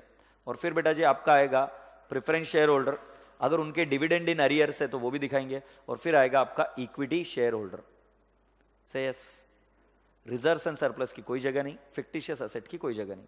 सो लिस्ट ए इजी है, लिस्ट बी 4 कॉलम में बनेगा, इनर कॉलम में, और उसका सरप्लस है डेफिसिट लेंगे, सरप्लस आउटर कॉलम में आएगा, डेफिसिट लिस्ट ई में आएगा। फिर उसका समरी देंगे हम, समरी के बाद में लाइबिलिटी शुरू होगी, लाइबिलिटीज के लेफ्ट साइड में एक कॉलम शुरू होगा, पहले हम दोबारा से देंगे लिस्ट बी का, लिस्ट सी का, फिर माइनस कर अमाउंट बताएंगे, फिर क्या करेंगे लिस्ट डी का, debenture holder secured by floating charge. Fix charge रहा तो बी में शिफ्ट हो जाएगा, फिक्स चार्ज होगा तो कहां पे शिफ्ट हो जाएगा, बी में, और फिर उसके बाद में हम क्या करेंगे, डी का पेमेंट हुआ, फिर किसका करेंगे, लिस्ट ई का, और मेरे बच्चों उसके बाद में जो पेमेंट आएगा, सॉरी उसके बाद में जो बैलेंस आएगा वो लिखेंगे, और लेफ्ट साइड का कॉलम क्लोज हो चुका होगा, and then will continue with what, preference share holders and equity share holders. Happy है बॉयज एंड गर्ल्स? इस फॉर्मेट को परफेक्ट करने का काम आपका है। इससे ज्यादा टाइम में इसमें अभी रिवीजन बैच में नहीं दे पाऊंगा, तो आपको इस फॉर्मेट को बहुत ही बेहतरीन अंदाज से इसको परफेक्ट करना है। सो एक बार हम इस फॉर्मेट को पढ़ेंगे। So you are all requested to come down to the page number 4. Yeah, please come down to the page number 4.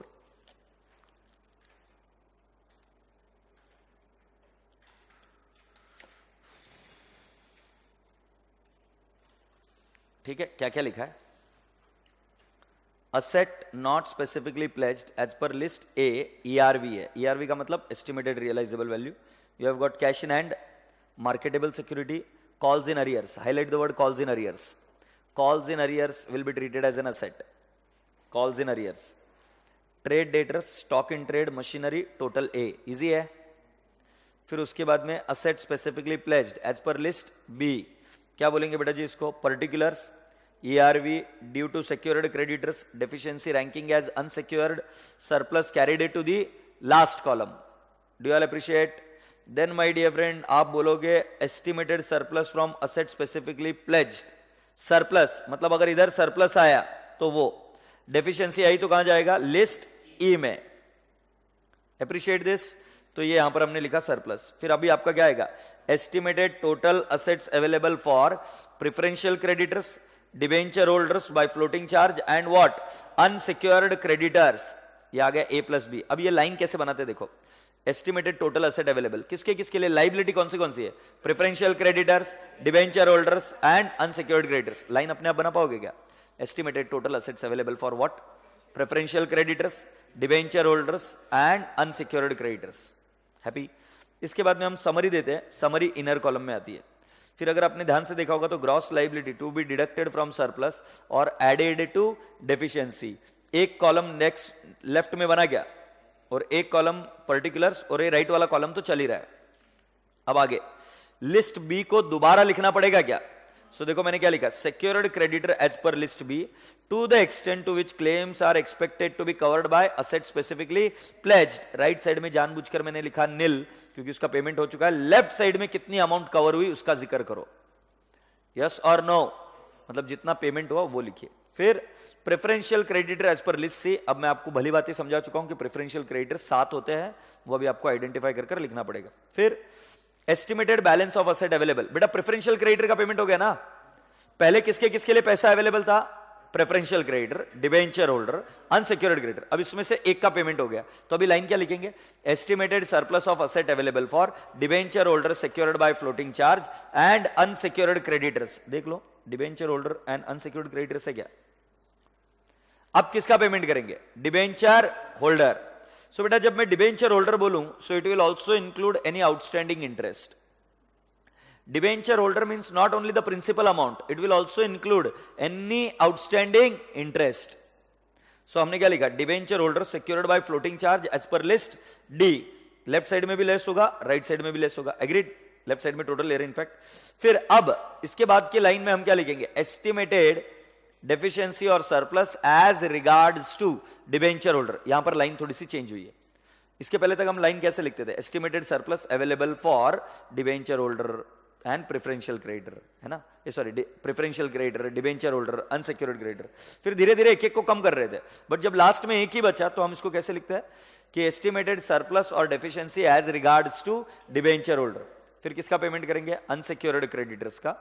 Unsecured creditors के बाद में हम लिखेंगे estimated surplus as regards to creditors being the difference between gross asset and gross liability. I will explain you how to calculate this along with the problem. और फिर left side का column बंद हो गया है। अब हम क्या लिखेंगे, issued and paid up capital, उसके अंदर प्रेफरेंस शेयर होल्डर है और फिर कौन है, इक्विटी शेयर होल्डर है, और फिर आ जाएगा लिस्ट एच में डेफिशिएंसी और सरप्लस। डेफिशिएंसी और सरप्लस को क्या करेंगे हम आगे पढ़ेंगे कि वो कैसे करना है। डेफिशिएंसी लिस्ट एच, ये इसका टफेस्ट पार्ट है अगर आपको याद होगा तो वो भी हम करेंगे बट लिटिल लेटर ऑन। अब इसके क्वेश्चन की प्रैक्टिस आपको करनी पड़ेगी। मैं यहां पर आपको सिर्फ रूबरू करा दूंगा कि कैसे इसको सॉर्ट आउट करते हैं, बट क्वेश्चन की प्रैक्टिस आपको करनी पड़ेगी. Is that okay? So boys and girls, here we go and let's start with some of the questions.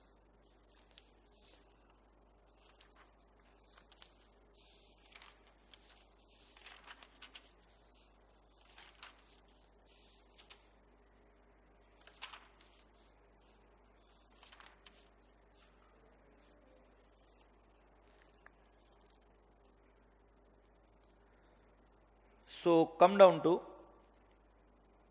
I am going to deal with thoda sa difficult problem. Should that be fine? First problem ही, okay? All right. So can we come down to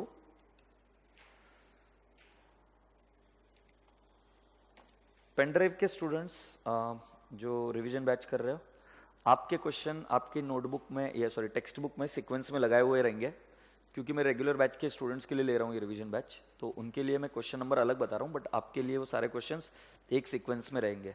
तो पहला वाला जो question है वो preferential creditors का रहेगा, फिर दूसरा वाला क्वेश्चन ओवरराइडिंग प्रेफरेंशियल क्रेडिटर का रहेगा, और तीसरा वाला क्वेश्चन आपका ये रहेगा, है ना? So please come along here and read this question. Bad Luck Limited went into compulsory liquidation as on 30th June 2008. इस डेट को हाईलाइट कर दो. From the following particulars, prepare statement of affairs in the present statutory form as far as possible. ठीक है? Equity share capital 20,000 equity shares of 10 each, 5 paid up. My first question to this intelligent class, तुम list को identify करो. ये कौन सी list होगी? List जी. Preference share capital सुन रहा हूं मैं. एफ. डिबेंचर होल्डर बराबर से पढ़ो कि कोई फिक्स चार्ज है या फ्लोटिंग चार्ज है. बराबर से पढ़ो, फ्लोटिंग चार्ज है. डी फॉर डिबेंचर होल्डर, तो ये कहां जाएगा? List D. फ्लोटिंग चार्ज है ना. फुल्ली सिक्योर्ड क्रेडिटर्स कौन सा? B. Very good. Partly secured creditors, partly secured creditors, हाँ वेरी गुड. जो सिक्योर्ड पार्ट है वो बी में जाएगा, जो अनसिक्योर्ड पार्ट है वो ई में जाएगा. सो ये दोनों जगह पे जाएगा, बट कितना अनसिक्योर्ड है वो डेफिशिएंसी निकालकर हम खुद ही डाल देंगे. सो अभी के लिए क्या बोलेंगे? B and E.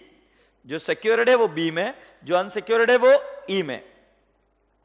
Preferential creditors for rent, taxes, salaries and wages C. Bills payable E. Unsecured creditors E. Bank overdraft E. Bills receivable in hand A. ये asset है ना. फिर bill discounted, one bill 10,000 estimated to be bad. Actually bill discounted contingent liability होती है, but उसमें से एक bill dishonour होने वाला है, तो ये contingent liability रहेगी या अब liability में कन्वर्ट हो जाएगी? liability में कन्वर्ट हो जाएगी. तो बेटा जी इसमें 30,000 ट्रिंग ट्रिंग है, टाइम पास है. What is important? 10,000. 10,000 is what? List E. Why list E? क्योंकि वो अनसिक्योर्ड है, उनके पास क्या सिक्योरिटी होती, तो वो लिस्ट ई में जाएगा. आगे investment in shares, estimated value 35,000, deposited with secured creditors. ये देखो ये वाला इसके साथ कनेक्ट करो. फुल्ली सिक्योर्ड क्रेडिटर्स कितना है? वैल्यू ऑफ सिक्योरिटी कितना है? 35,000 बोला है ना उनको, तो वो जो सिक्योरिटी है वो नीचे दी है. लिस्ट बी के दो पहलू होते हैं, एक लाइबिलिटी का साइड, एक असेट का साइड. तो जो असेट है उसकी कीमत कितनी है? 35,000, बट उसकी बुक वैल्यू कितनी है? 50,000. क्योंकि एस्टिमेटेड वैल्यू 35,000, बुक वैल्यू कितनी है? 50,000. हम बुक वैल्यू के पास तरफ ध्यान नहीं देते, हम बुक वैल्यू की तरफ ध्यान नहीं देते. अगला GP notes, estimated value 10,000, deposited with partly secured creditors. ये इसके साथ कनेक्ट करो. मैंने कहा कि जो लिस्ट बी के आइटम होते हैं उसके दो पहलू होते हैं, एक असेट और एक लाइबिलिटी. तो वो जो असेट है वो जीपी नोट्स है. Okay, so now my dear friend, estimated value कितनी है? 10,000. Now what is GP notes? We are not interested. Why? Because we know that it is an asset, और उसकी वैल्यू कितनी है? 10,000. ये जाएगा लिस्ट बी में. Say yes. इसकी बुक वैल्यू 15,000 है, उसका कोई लेना देना नहीं है, क्योंकि पूरा गेम किस पर चलेगा? ईआरवी, रियलाइजेबल वैल्यू क्या है. आगे बढ़ते हैं. बुक डेट्स, गुड, ये तो पूरा आ जाएगा. डाउटफुल, एस्टिमेटेड टू प्रोड्यूस 50 पैसा इन अ रुपी, तो कितना पकड़ोगे? 7,000 पकड़ोगे या आधा पकड़ोगे? 3,500, तो ये तो पूरा 10,000 आएगा और ये कितना आएगा 3,500 से यस। बैड को पकड़ेंगे क्या? नहीं, इसको बोलेंगे 0। हैप्पी? तो ये बुक डेट्स किस में जाएगा? किस में? लिस्ट ए में। लैंड एंड बिल्डिंग किस में जाएगा?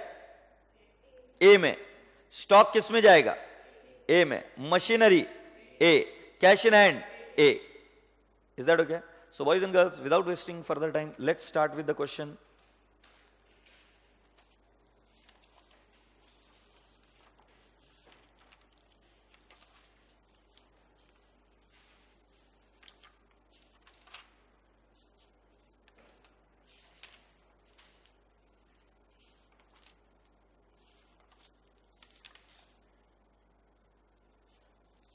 Are you all ready?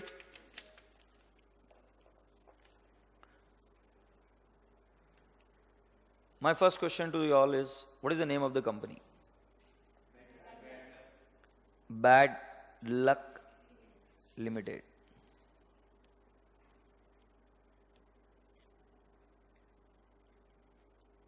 Statement of affairs as on, क्या डेट है? 30th June 2008. Who prepares this? Board of Directors. Now write down this way and write down ERV rupees और इधर लिखेंगे particulars. ये एक पेज के लिए पूरा फॉर्मेट बना दो ऐसा जैसे मैंने अभी बनाया।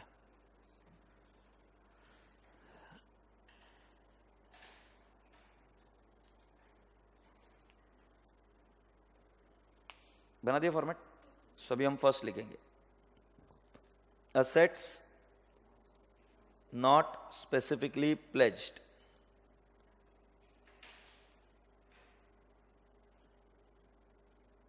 As per list A.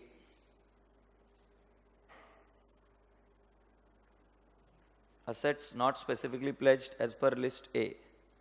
First one क्या लिखेंगे? Cash in hand. Assets not specifically pledged, जो क्लासिफाई किया हो बताओ। कैश इन हैंड कितना है बेटा जी? कैश इन हैंड 100 लिखू क्या? फिर अब हमने जहां जहां पर लिस्ट ए लिखा था उसको देख लेते हैं। बिल्स रिसीवेबल है क्या? Bills receivable in hand. Bills receivable in hand कितना है बेटा जी? 15,000। बेटा जी जो बिल डिस्काउंट कराया है उसके बारे में कोई लेना देना नहीं होगा इधर, क्योंकि बिल डिस्काउंटेड है वो अपने हैंड में नहीं रहेंगे। That will be with what? Bank. So उसका कोई लेना देना नहीं है। 15,000 पूरा रियलाइज होगा। Bill discounted will be a liability, investment और GP notes will go into what? The list B. तो यहां पर हम क्या लिखेंगे? Book debts. बुक डेट्स, और बुक डेट्स का अगर मैं वर्किंग दूं तो it will be 10,000 plus 3,500। Bad का कुछ नहीं लेना है, so it will become 13,500.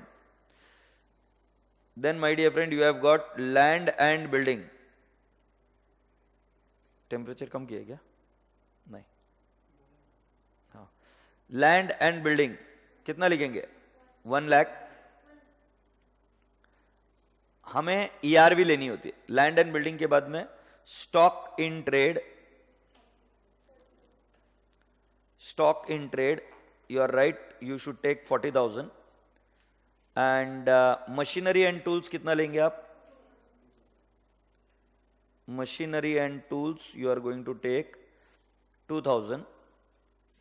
Cash हम ऑलरेडी ले चुके हैं। इसके अलावा और कोई एसेट है बेटा? Now I want you all to take the total and let me know the total.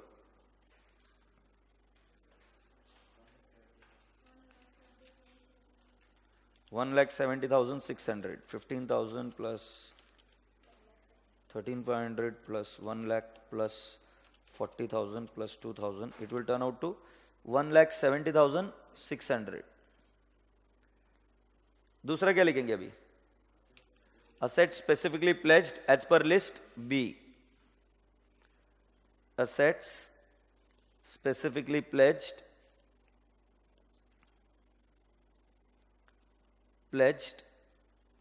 as per list B. Agreed. अब इसके अंदर क्या लिखेंगे? पर्टिकुलर्स, फिर ERV, फिर ड्यू टू सिक्योर्ड क्रेडिटर्स, ठीक है, ऑन टाइम, मैं आपको समझ दूंगा। फिर आप क्या लिखेंगे? डेफिशिएंसी और सरप्लस। ये कॉलम आउटर कॉलम वाला चल ही रहा है।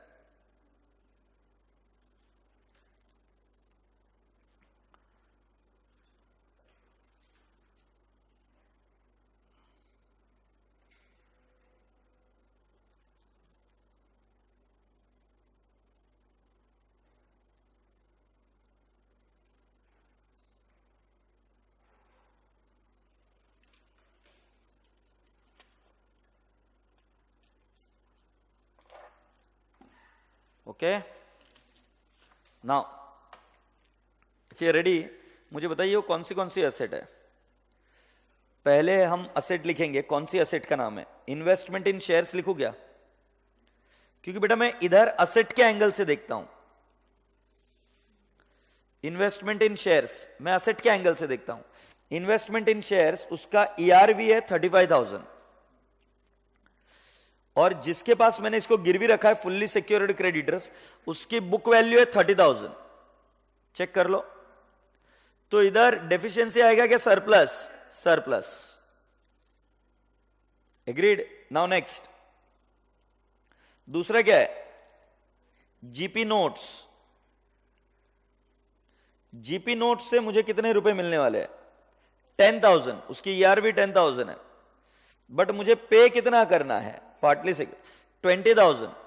तो सरप्लस है कि डेफिशिएंसी है? डेफिशिएंसी। कितने की?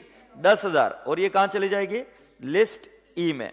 अब कई सारे बच्चे बहुत होनहार होते हैं, बुद्धि से बहुत बड़े होते हैं, वो बोलते हैं कि सर 5,000 को 10,000 के साथ सेटल कर दो। नहीं चलता। जैसे मान लो एक बैंक के पास तुमने भी गोल्ड गिरवी रखा है और मैंने भी गोल्ड गिरवी रखा है, गोल्ड लोन दोनों ने लिया है। एग्रीड। तुम्हारा जो सोना है उसमें सरप्लस निकल रहा है तुम्हारा लोन पेमेंट करने के बाद 50,000 का। मेरा जो सोना है उसमें सरप्लस नहीं निकल रहा है, उसमें डेफिशिएंसी निकल रही है, क्योंकि जो सोना है मेरा जो दिया हुआ है उसका कोई भी कारण की वजह से वैल्यू कम हो गया होगा या whatever reason, they are not able to recover my complete loan. तो क्या तुम तुम्हारे सरप्लस को मेरे अगेंस्ट एडजस्ट करने दोगे क्या? नहीं। तो सेम कॉमन सेंस लगाओ इधर। ये जो पहला 5,000 है इन्वेस्टमेंट इन शेयर्स, ये बाकी के क्रेडिटर्स उसको दूसरे क्रेडिटर्स के साथ एडजस्ट करने नहीं देंगे। हैप्पी?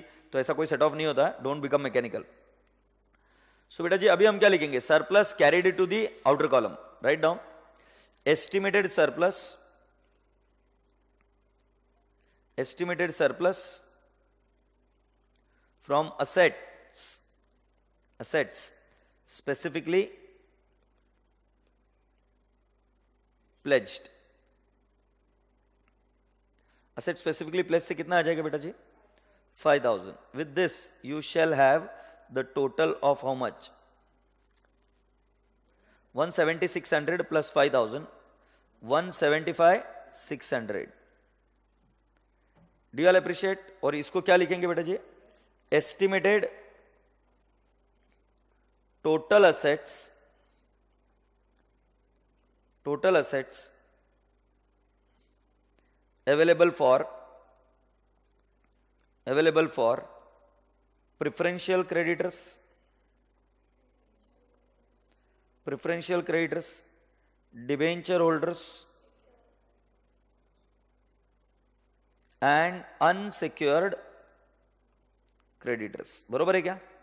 वैसे लिखने के लिए तो डिबेंचर होल्डर हमें यह लिखना चाहिए, secured by floating charge. Happy क्या जी? यहां पर ये आ गया। उसके बाद में भी मैंने आपको कुछ सिखाया था। उसके बाद में क्या लिखते हैं? समरी।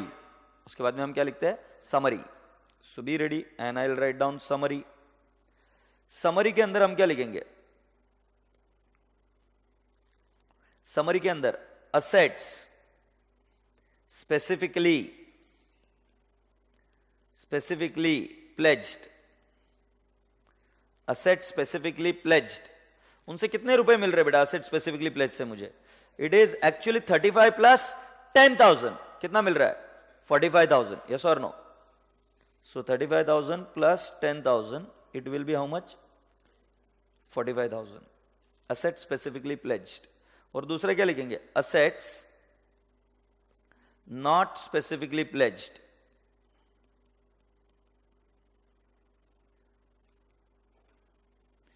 इसका टोटल कितना है बेटा जी?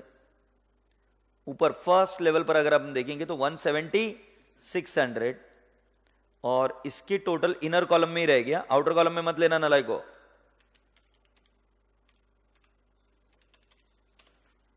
2,15,600. इसको हम प्यार से लिखेंगे टोटल ए. लिख पाएंगे आप total A?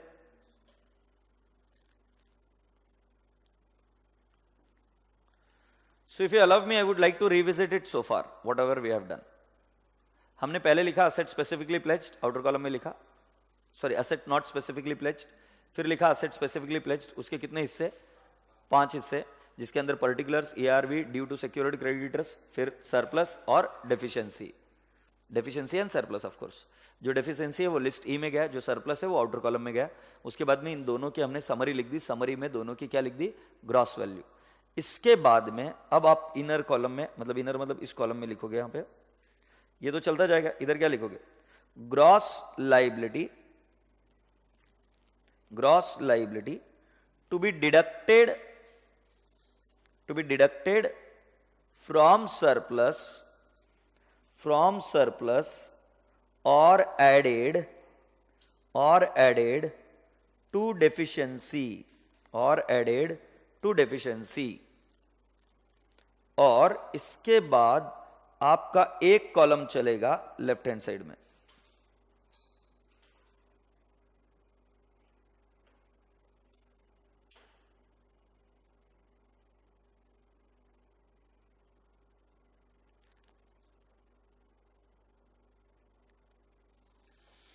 Gross liability to be deducted from surplus or added to what? Deficiency. Is that okay? ये लिखने के बाद में हम क्या लिखेंगे इधर? अमाउंट रुपीज, और ये क्या? पर्टिकुलर्स. रेडी हो? अच्छा, अब इधर दोबारा किसका जिक्र करना होता है हमें? List B. एग्रीड? सो बेटा जी हम क्या लिखेंगे यहां पर? What are we going to write down? We are gonna write down estimated. बताओ क्या लिखेंगे इसमें? हमें यह जिक्र करना होता है कि लिस्ट बी की कितनी liability is covered by asset specifically pledged. तो इसकी लाइन लिखिए, सेक्योर्ड क्रेडिटर्स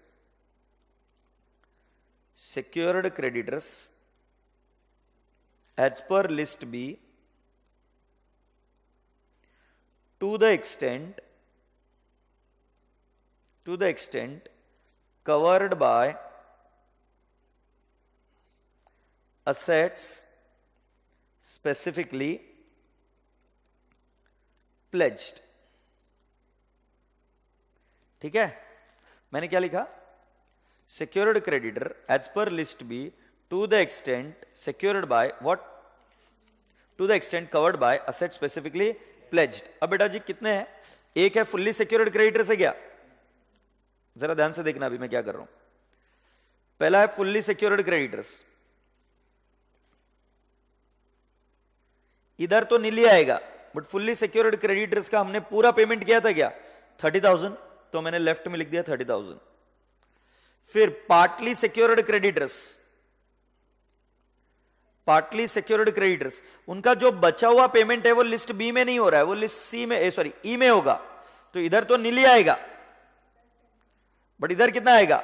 10,000. क्या आप मेरी बातों से सहमत हो गया? अगर आप बैकअप नहीं देना चाहते थे तो डायरेक्टली 40,000 लिखते तो भी कोई एतराज नहीं है. हैप्पी? इसके बाद में क्या करना है?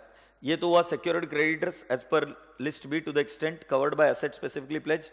फिर क्या करेंगे इधर? लिस्ट सी प्रेफरेंशियल क्रेडिटर, इधर ही लिखेंगे ना, लिस्ट सी प्रेफरेंशियल क्रेडिटर. बताओ कितने हैं?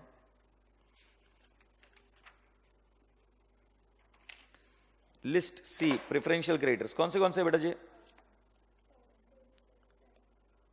सो लिख दो rent, rates, taxes, actually rent word गलत है वहां पर, रेंट नहीं आना चाहिए, it should be rates, taxes, salaries and wages. So rates, taxes, salaries and wages. बताओ बेटा अमाउंट कितना है? 6,000 एंड 6,000. इधर नेगेटिव लिखूं, ठीक है. अब बेटा जी ये जो लाइन आ रही है ऊपर से, उसमें देखो जरा टोटल कितनी है उस पर. 175,600 है क्या? 175,600 में से 6,000 माइनस कर दो. सो एज यू राइटली से 169,600 से यस. सो बेटा जी इसको क्या लिखेंगे? Very good. Estimated surplus of assets available. Assets available for what? For debenture holder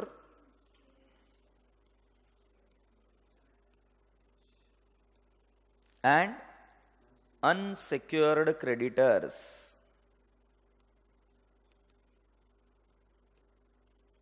So I'll write down 169,600. Are you happy? So with this, boys and girls, your 169,600 is done with. Sorry surplus आया. अब उसके बाद में किसका करेंगे? Debenture holder आएंगे क्या? So हम लिखेंगे debenture holder as per list D, या आप ऐसा भी लिख सकते थे list D debenture holder. List D debenture holder. Debenture holder का मतलब होता है इसमें प्रिंसिपल अमाउंट और इंटरेस्ट दोनों आएगा. प्रिंसिपल अमाउंट और इंटरेस्ट दोनों आएगा. सो बेटा जी मुझे बताओ कितने हैं डिबेंचर होल्डर? है क्या कुछ? अगर मान लो वो नहीं भी होते तो भी आप ये लिस्ट ऐसे ही लिखते, ऐसा नहीं कि पिछली लिस्ट को ऊपर लेके आ जाए. डिबेंचर होल्डर नील लिखकर आगे जाते. तो इधर कितना लिखेंगे? 1,50,000. कोई इंटरेस्ट है क्या बेटा जी पेंडिंग? कोई डेट दी है कि कब तक इंटरेस्ट पेमेंट किया? नहीं. एग्रीड. सो 150 और इधर भी 150. अब बेटा जी इस 150 को नेगेटिव करो और मुझे बताओ कितना आएगा? 169,600 minus 1,50,000. It is 19,600. I shall mention it as estimated surplus as regards to, very good, estimated surplus as regards to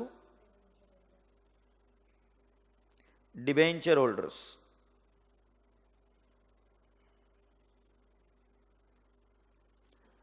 After this you have got something more. After this you have got something more. Who is that? Unsecured creditors as per list E. इसमें गलती मत करना कि जो list B में unsecured रहा है वो भी आएगा, जो कॉन्टिंजेंट लाइबिलिटी का पेमेंट करना पड़ेगा वो भी आएगा. यस और नो? और प्रिफरेंशियल क्रेडिटर्स में भी कई बार कुछ आइटम्स प्रिफरेंशियल में ना जाते हुए लिस्ट ई में आ जाते, तो सारी चीजें आएगी. तो चलो अभी ढूंढो अपने कौन कौन आएंगे. Preference share capital, equity share capital तो शेयर होल्डर में जाएंगे. 6% मॉर्गेज डिबेंचर ले लिया डी में, फुल्ली सिक्योर्ड उधर चला गया, पार्टली सिक्योर्ड इधर आएगा. सो हम क्या लिखेंगे? Partly secured creditors. क्या आप मेरी बात मानते हो? इधर 10,000 आएगा नेगेटिव और इधर आएगा 10,000 टोटल में. उसके बाद क्या बेटा जी प्रिफरेंशियल क्रेडिटर लेना है? नहीं, वो लिस्ट सी में ले चुके हैं. फिर क्या है? Bills payable. So I'll write down bills payable. Bills payable मेरे हिसाब से आएगा इधर 1 लाख और इधर भी आएगा 1 लाख. 1 लाख इधर नेगेटिव आएगा. फिर बेटा जी बैंक नहीं सॉरी अनसिक्योर्ड क्रेडिटर्स है. सो अनसिक्योर्ड क्रेडिटर्स कितना आएगा बेटा जी? 70,000 and 70,000. Do you all appreciate? दोनों तरफ 70,000 आया. अब उसके बाद क्या है आपका? Bank overdraft. ये भी अनसिक्योर्ड ही है तो हम लिखेंगे बैंक ओवरड्राफ्ट. कितना बता रहे बेटा? 10,000 एंड 10,000. बैंक ओडी के बाद बिल्स रिसीवेबल तो असेट में गया. बिल्स डिस्काउंटेड, इसमें से कुछ एक डिसऑनर भी हुआ ना, सो हम क्या लिखेंगे? Bills discounted and dishonoured. कितना लिखेंगे? 10,000 एंड 10,000. इन्वेस्टमेंट इन शेयर नहीं आएगा, जीपी नोट नहीं आएगा, बुक डेट्स नहीं आएगा, लैंड एंड बिल्डिंग नहीं आएगा, स्टॉक इन ट्रेड नहीं आएगा, मशीनरी टूल्स और कैश इन हैंड नहीं आएगा. क्या आप मेरी बातों से सहमत है? क्या इतनी लाइबिलिटी आएगी? यस और नो? सो अब मुझे बताइए इधर की टोटल कितनी आ रही है?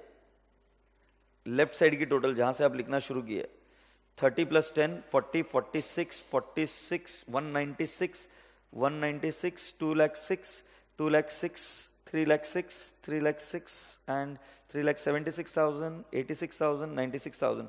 3,96,000 आ रही है टोटल इधर की? एग्रीड? और अब ये माइनस कर दीजिए तो आपका डेफिशिएंसी आ रहा है क्या? 19,600 minus 10,000 minus 1 lakh minus 70,000 minus 10,000, तो मेरे हिसाब से आना चाहिए 1,80,400. और ये फिगर नेगेटिव आ रहा है क्या? ये फिगर नेगेटिव आ रहा है, तो इसको क्या बोलेंगे बेटा? सरप्लस है कि डेफिशिएंसी है? Very good. सो अब इधर वर्ड क्या आएगा? Estimated deficiency as regards to unsecured creditors 180,400. इसको चाहिए तो नेगेटिव में भी लिख दो तो कोई एतराज नहीं है. Estimated deficiency as regards to what? unsecured creditors being. अब इधर उनको डिटेल भी चाहिए होता है बेटा. ऊपर आपने एक समरी में ग्रॉस टोटल ली थी. कितनी है ग्रॉस टोटल? 2,15,600 माइनस 3,96,000. ये 3,96,000 कहां से आई है? टोटल से. टोटल ये है ना लाइबिलिटी का, और ये टोटल आपका 180,400 से मैच होना चाहिए. Gross asset minus gross liability. Gross asset you will find it in summary and gross liability on the left hand side. This total should match. So 215,600 minus 3,96,000. It turns out to how much? 180,400. Say yes or no.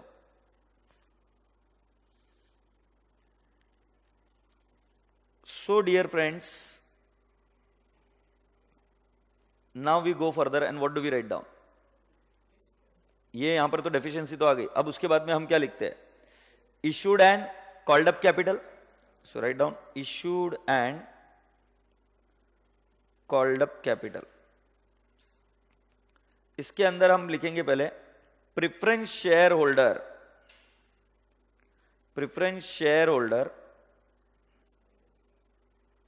As per list F. कितने देखो जरा preference share holder? तो तुम्हारा बोलना पड़ा 2 लाख. क्या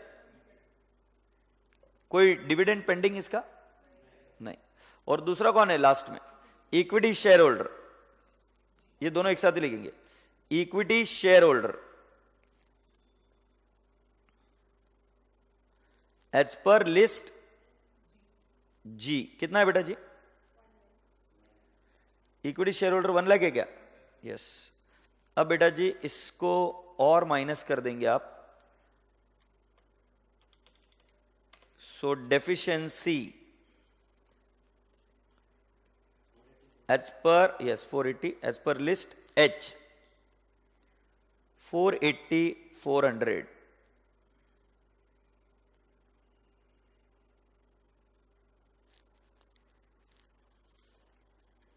480,400.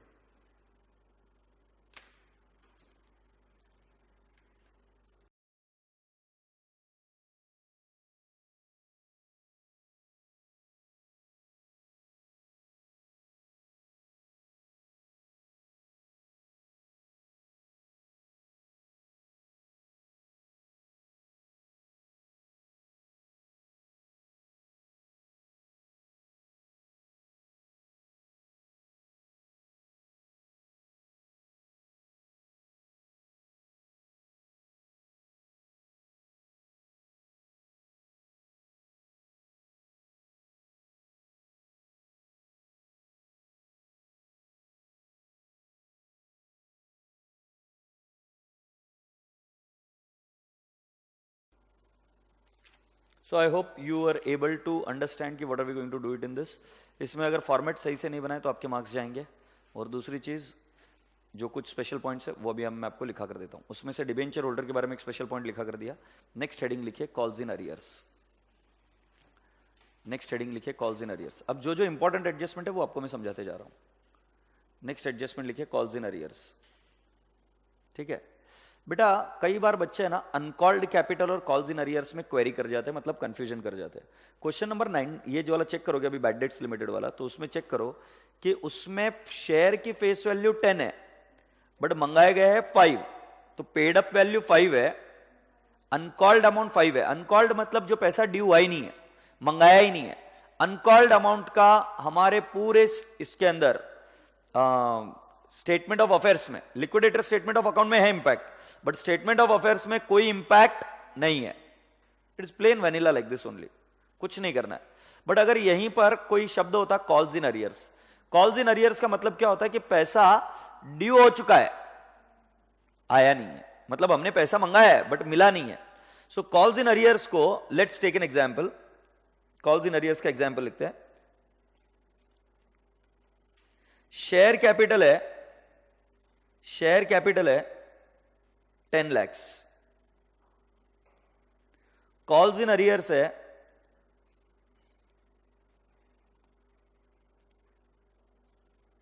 40,000. Calls in arrears, arrears realised 30,000. Right, calls in arrears is different from uncalled capital. अगर ये होता तो हम इसको कैसे सॉल्व करते, ये एक बार प्रेजेंटेशन में एक बार चेक करेंगे. आप भी तुरंत लिख कर ले लीजिए. ये वाला इधर तक लिख कर ले लीजिए. कॉल्स इन अरियर्स का स्पेशल केस. रिवीजन बैच में बेटा जी एक प्रॉब्लम समझाने के बाद में जितने भी स्पेशल केसेस है वो मैं आपको समझाने की कोशिश करूंगा, so that you are done with this. ठीक है, ओके. अब जरा ध्यान से सुनते. So share capital calls in arrears and calls in arrears realise 30,000. तो इसको कैसे दिखाएंगे? स्टेटमेंट ऑफ अफेयर्स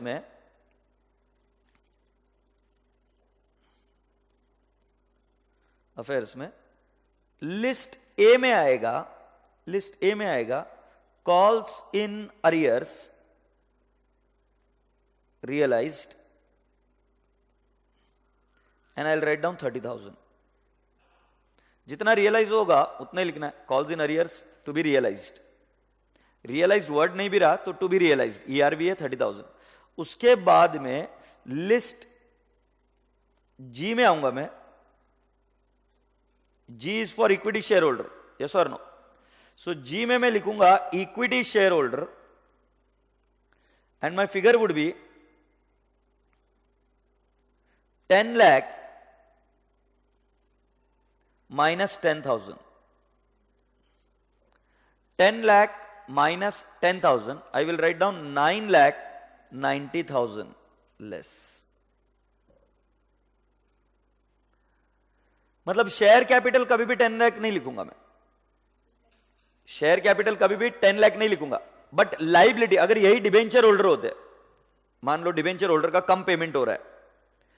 अच्छा चलो कंफ्यूजन नहीं करते, कुल मिलाकर इसके बारे में चर्चा करता हूं.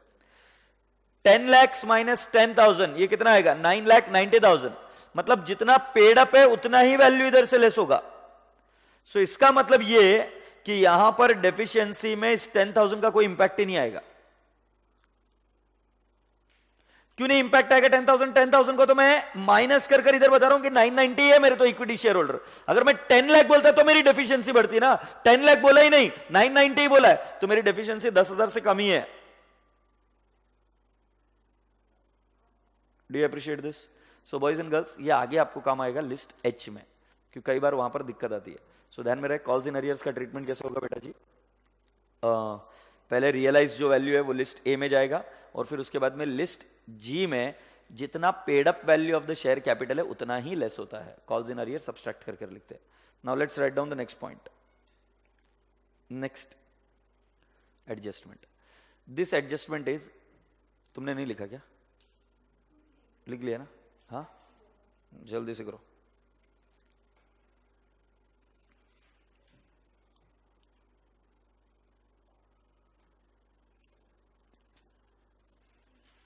लिखिए फिर next, on single assets there are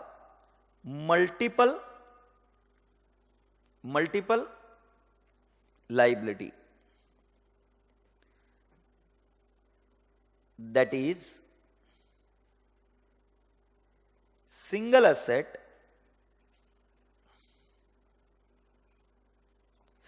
इसके ऊपर आएगा पहले फर्स्ट मॉर्गेज, देन आएगा second mortgage,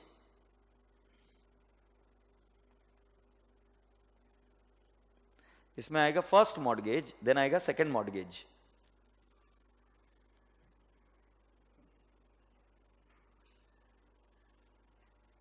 now what do you mean by first mortgage and second mortgage? Simple trick है। पहले क्या था, हमारी जो असेट थी it was worth ₹10 lakhs and I got the loan of 9 lakh। धीरे धीरे क्या हुआ कि मेरे असेट की वैल्यू बाजार में अप्रिशिएट हो गई and my 10 lakhs asset is now worth ₹80 lakhs। So now I want to take more loan, but when I take more loan I will give the second charge to those people on the same asset. जो इसके पहले example था multiple asset multiple security थी, GP notes और investment, दो अलग अलग asset दो अलग अलग लाइबिलिटी। यहां पर मैं बोल रहा हूं असेट एक है लाइबिलिटी दो है, तो इस केस में जो पहले वाले असेट मतलब लाइबिलिटी को पेमेंट करने के बाद में जो पैसा बचेगा वो पैसा दूसरे वाली लाइबिलिटी को सेटल करने के लिए यूज होगा। Do you all agree? तो अगर मैं आपको इसका एग्जाम्पल दूं, एग्जाम्पल लिखिए, बिल्डिंग 90 lakhs, फिर हम लिखेंगे फर्स्ट मॉर्गेज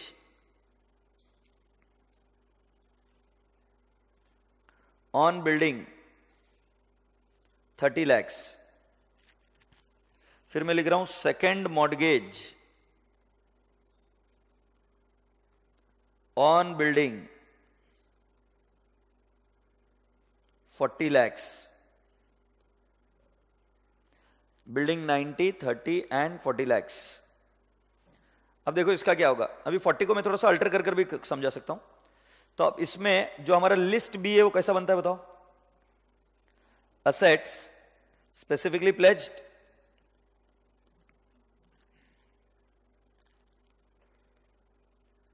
इसके अंदर हम लिखेंगे पहला क्या, particulars, very good, ERV, due to secured creditors, फिर नेक्स्ट आइटम बनेगा डेफिशिएंसी और surplus. Happy? So now when I write down the first item would be building, जरा ध्यान से देखना मैं कैसे लिख रहा हूं, बिल्डिंग, एग्रीड, कितना ERV है? 90 lakhs है क्या? और फर्स्ट मॉर्गेज कितना है? 30 lakhs। तो अगर हम चाहे तो इधर लिखेंगे बिल्डिंग और बिल्डिंग को अंडरलाइन करके लिखूंगा फर्स्ट मॉर्गेज, कितना है? 30 lakhs। I will not write down surplus because this surplus cannot be taken to the outer column immediately. 90 minus 30, 60 is not available to be taken into the outer column. So I will write down one more is due to the secured creditors, 40.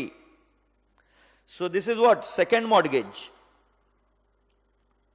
So building, first mortgage, second mortgage. So 90 minus 30 minus 40, 70 minus हो गया, कितना बच गया? 20, and the surplus will be taken here as 20. समझ में आया? Building का 90 lakhs था, उसमें दो सिक्योरिटीज दी हुई, मतलब दो लाइबिलिटीज उसके ऊपर ये है, हक बनाती है। ये ऐसे भी हो सकता था 90 lakhs माइनस 30, और ऐसा मान लो कि दूसरी जो सेकेंड मॉर्गेज है वो 80 lakhs की है। सो 90 minus 30 minus 80 would lead to what? 20 lakhs, and it would be lead to what? Deficiency. Happy? So with this, my dear friend, we are done with statement of affairs. Now we need to understand list H, deficiency account, which we will study after this break. But before we go for a break, I just forgot to tell you something.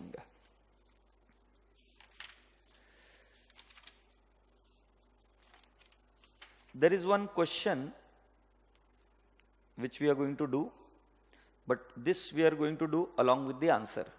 The answer is already there. So you are there on MCMR 6 for you people. और आपके लिए revision batch के students, आपके लिए sequence में already plotted है.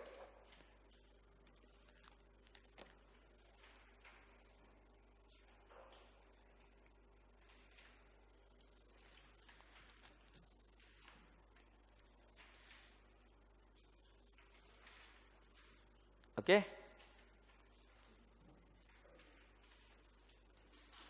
So let's read it और classify करते हैं कि कौन सी चीज कहां पे जाएगी. तो इसको ओरली पूरा अच्छे से सॉल्व करेंगे.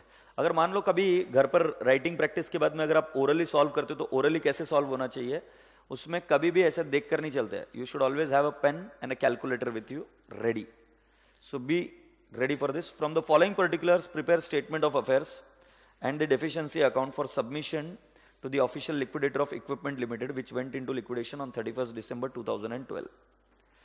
3,000 equity shares of 100 each, 80 paid up, right? G. 6%, 1,000 preference shares of 100 each, fully paid up. F. Calls in arrears अगर realize होंगे तो list A. 5% debenture floating charge है तो list D. Mortgage land and building कौन सा, B में नहीं जाएगा. क्यों नहीं जाएगा, क्योंकि उनको या तो लोन बताना पड़ेगा. मैं तुम्हारी बात से सहमत हूं. मॉर्गेज ऑन, अच्छा mortgage on land and building, sorry मैंने लैंड एंड बिल्डिंग सुना. Mortgage on land and building मतलब लोन है. सिर्फ लैंड एंड बिल्डिंग नहीं है, mortgage on land and building है. तो ये कहां जाएगा, बिल्कुल सही बी, क्योंकि ये लोन है, सिक्योर्ड है on what, land and building. Trade creditors E. owing for wages C, assuming that it is preferential. Then secretary's salary at the rate of 500 per month owing. बहुत ultimate question है. कितना amount है, 3,000. 3,000 है. 500 को divide करो 3,000 से, 6 months. हम कितने महीनों को प्रेफरेंशियल मान सकते हैं, 4 महीने. तो भाई साहब जी ऐसे बोलकर सीधा सीधा बता देते क्या फर्क पड़ जाता. बट ठीक है, आपको क्या समझना पड़ेगा, 4 महीना इंटू 500, 2,000 कहां जाएगा, सी. और 1,000 कहां जाएगा, ई. कि प्रेफरेंशियल क्रेडिटर सी में जाता है और बचाव कहां जाएगा, ई में. Now managing director salary 1,500 per month owing. बेटा managing director does not satisfy the definition of employ, so it will go in what, E. Appreciate this. Now boys and girls, land and building book value को time pass है, discount कर दो. देखो ही मत, आंखें बंद कर लो. एस्टिमेटेड टू प्रोड्यूस कहां जाएगा, लैंड एंड बिल्डिंग. समझ नहीं पा रहा हूं मैं. ए. लैंड एंड बिल्डिंग के ऊपर कोई सिक्योरिटी नहीं है क्या, चुप रहना, लाइक बी है. लैंड एंड बिल्डिंग बी है. Oh please. Plant A. Tools A. Patent A. Stock A. Investment in the hands of, investment in the hands of a bank for an overdraft of 1,90,000. ओ ऊपर bank overdraft था क्या, नहीं है. So bank overdraft जो 190 है, bank overdraft ये जो 190 है, ये क्या है, ये लाइबिलिटी है और उसके अगेंस्ट असेट है 170. तो मुझे लगता है ये भी कहां जाएगा, बी में. और ये जो बैंक ओडी है ये कहां जाएगा, बी में ही. अरे हो नहीं, ये अलग तरीके से इंफॉर्मेशन दी गई है. देखो क्या बोला, investment in the hands of a bank for bank overdraft of 190. So 190 is my liability. Liability will go in list B only. और उसकी वैल्यू कितनी है, ARV 170. ये भी कहां जाएगा, बी में ही. आगे book debts A. On 31st December 2007 the balance sheet of the company showed a general reserve of 40,000 accompanied by a debit balance of 25,000 in P&L account. Keep it pending. Pending अभी के लिए, ये मैं list H में सिखाऊंगा जब हम break के बाद मिलेंगे तब. अभी के लिए pending. In 2008 the company made a profit of 40,000 and declared a dividend of 10% on equity share. Pending. The company suffered a total loss of 1,09,000 because besides loss of stock due to fire of 40,000 during 9, 10, 11. Pending. For 2012 accounts were not yet made. Pending. The cost of winding is expected to be rupees 15,000. Now highlight this. The cost of winding up is expected to be rupees 15,000. Is that okay? Now, my dear friend, this 15,000 will be treated as what? Preferential creditors. If you are ready, can we go ahead? Done? मैं अभी क्या बोल रहा हूं, list A में क्या क्या आया बताओ मुझे. एक सुनो, आप सभी लोग क्वेश्चन में रहेंगे, आप सभी लोग क्वेश्चन में रहेंगे जो आपके पास क्लासिफिकेशन है. स्क्रीन पर आंसर देखोगे और देखोगे आपका फिगर बराबर मैच हो रहा है कि नहीं. कोई भी बच्चा आंसर के पास नहीं आ रहा है अभी, ठीक है? सो आ जाओ, अभी मैं इधर आपको आंसर दिखा रहा हूं. पहला है asset not specifically pledged as per list A. ठीक है, आपने फर्स्ट लिस्ट ए कहां पर लिखा है वो बताइए मुझे इधर का आंसर. हाँ, कॉल्स इन अरियर्स. सो बेटा अनपेड कॉल्स 5,000 आ गया क्या? यस. नेक्स्ट आइटम आपने कहां पे लिस्ट ए लिखा था? प्लांट. प्लांट का वैल्यू 130 लिखा है क्या? देखो, यस. नेक्स्ट किसको लिखा है? टूल्स. टूल्स 4,000 है क्या? यस. नेक्स्ट कौन सा लिखा है आपने? पेटेंट. पेटेंट 30 है क्या? यस. Then stock. स्टॉक 74 है क्या? देन नेक्स्ट बुक डेट्स, उसको ट्रेड डेटर्स भी बोल सकते हैं, 60 है क्या? इसके अलावा और कोई आइटम? सो मेरे राजा बेटा एक बार इसकी टोटल ले लो तो 60,000 plus 74,000 plus 1,30,000 plus 4,000 plus 30,000 plus 5,000 is 3,03,000. Does that total tally? Yes. Now उसके बाद में हम शुरू करते हैं लिस्ट बी के साथ. Particulars, ERV due to security creditors and then deficiency and surplus. वापिस से तुम्हारा ध्यान पूरा क्वेश्चन की तरफ. क्वेश्चन में मुझे देखकर बताइए, आपने लिस्ट बी में क्या क्या लिखा है? Mortgage on land and building और bank overdraft. So mortgage on land and building, ये देखो मैंने लिखा लैंड एंड बिल्डिंग लिखा क्या आपने? कितने की उसकी ईआरवी है? 130 है क्या? उसके अगेंस्ट लोन कितने का है? 80,000. तो बेटा जी कितने का आएगा सरप्लस? 50. 50 आउटर कॉलम में आएगा क्या? आ गया. बैंक ओडी कितने का है? 1,90,000. इन्वेस्टमेंट बैंक ओडी 190 और इन्वेस्टमेंट की वैल्यू कितनी है? 170. डेफिशिएंसी है सरप्लस है? डेफिशिएंसी 20,000. ये कहां जाएगा? लिस्ट ई में. क्या आप मेरी बातों से सहमत हो? यस. उसके बाद में ये आपकी टोटल कितनी हो गई? 3,03,000 और 50,000, 3,53,000. से यस और नो? अब आपको याद है कि इसके बाद में हम क्या देते हैं? Summary. So asset not specifically pledge के साथ कितना है बेटा जी? रियलाइजेशन 170 और 130, 3 लाख है क्या? हाँ या नहीं? और ऊपर वाली असेट का कितना है? 3,03,000. सो समरी में आएगा 6,03,000. चेक कर लो, 3 लाख प्लस 3,03,000, 6,03,000. एग्रीड? और फिर बेटा जी ऊपर का जो 353 है वो आगे कैरी फॉरवर्ड हो रहा है. लाइबिलिटी साइड में एक कॉलम लेफ्ट साइड में आ गया क्या? ठीक है, जरा लिस्ट बी जहां जहां पर लिखा था वो कौन से था? एक तो बैंक ओडी था और दूसरा कौन सा था? Mortgage on land and building. Mortgage on land and building का कितना कवर किया मैं आपको बताऊं क्या? पूरा 80,000 कवर हो गया है क्या? बट बैंक ओवरड्राफ्ट का 170 कवर हुआ. सो लो कैलकुलेटर पर 170 प्लस 80,000, 2,50,000 कवर हुआ है क्या? यस और नो? सो बालिया ये मैंने लिख दिया 2,50,000 से यस. इधर हमेशा क्या आएगा? नील. अब मैं अगला बात पूछता हूं, प्रेफरेंशियल क्रेडिटर्स आपने कहां कहां पर लिखा है? Owing for wages. कितना बेटा ओइंग फॉर वेजेस? एक ही सेकेंड.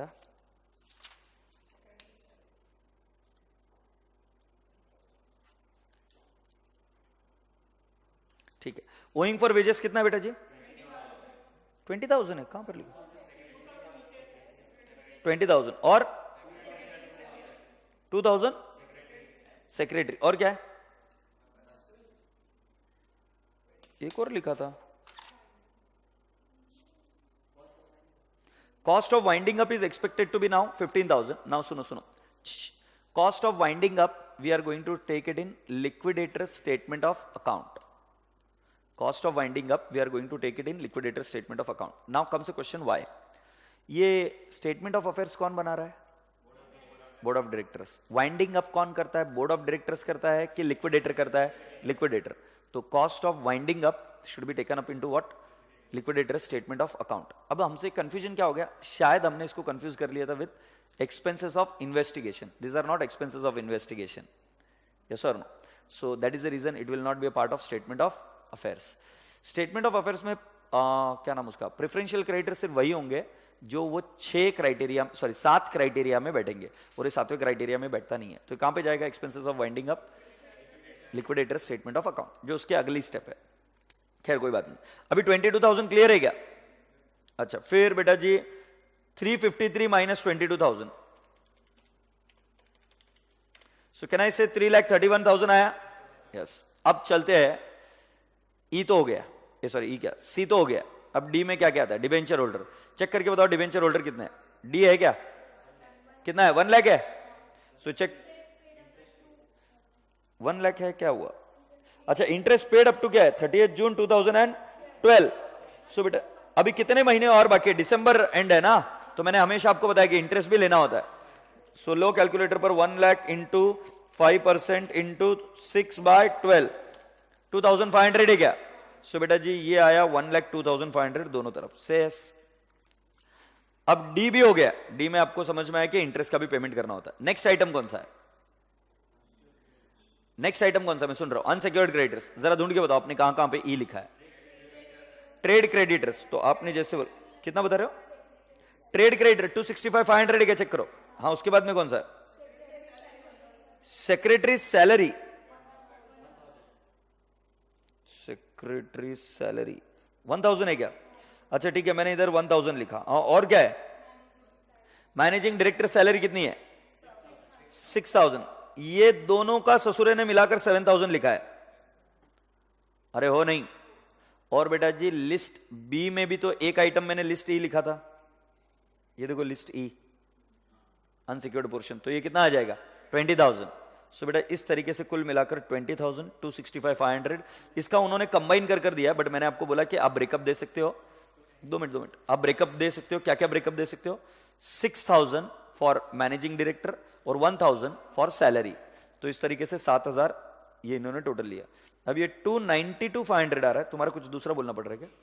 292,500 ये लेस हुआ। तो अब इसके बाद में ये क्या है? डेफिशिएंसी आया क्या? बेटा अब इसके बाद में तो डायरेक्टली अभी पेमेंट किसका होगा? प्रेफरेंस शेयर होल्डर और कौन? Equity share holder. से यस। प्रेफरेंस शेयर होल्डर का फिगर देखकर बताओ, 1 लाख है क्या? प्रेफरेंस शेयर होल्डर 1 लाख है क्या? इक्विटी शेयर होल्डर का फिगर देखकर बताओ, 240 है क्या? दोनों का 340 और इधर डेफिशिएंसी 4,04,000 है क्या? से यस और no. So with this can we say that कि स्टेटमेंट ऑफ अफेयर्स अब हम रीजनेबली कर पाएंगे? ठीक है। So with this boys and girls, अब यहां पर एक छोटा सा ब्रेक लेते हैं और ब्रेक के उस पार देखेंगे डेफिशिएंसी अकाउंट क्या है, लिस्ट बी कॉन्ट्रीब्यूटरी क्या है, और फिर बचा हुआ time will put it up into statement, liquidator statement of account. Is that okay? Alright, thank you.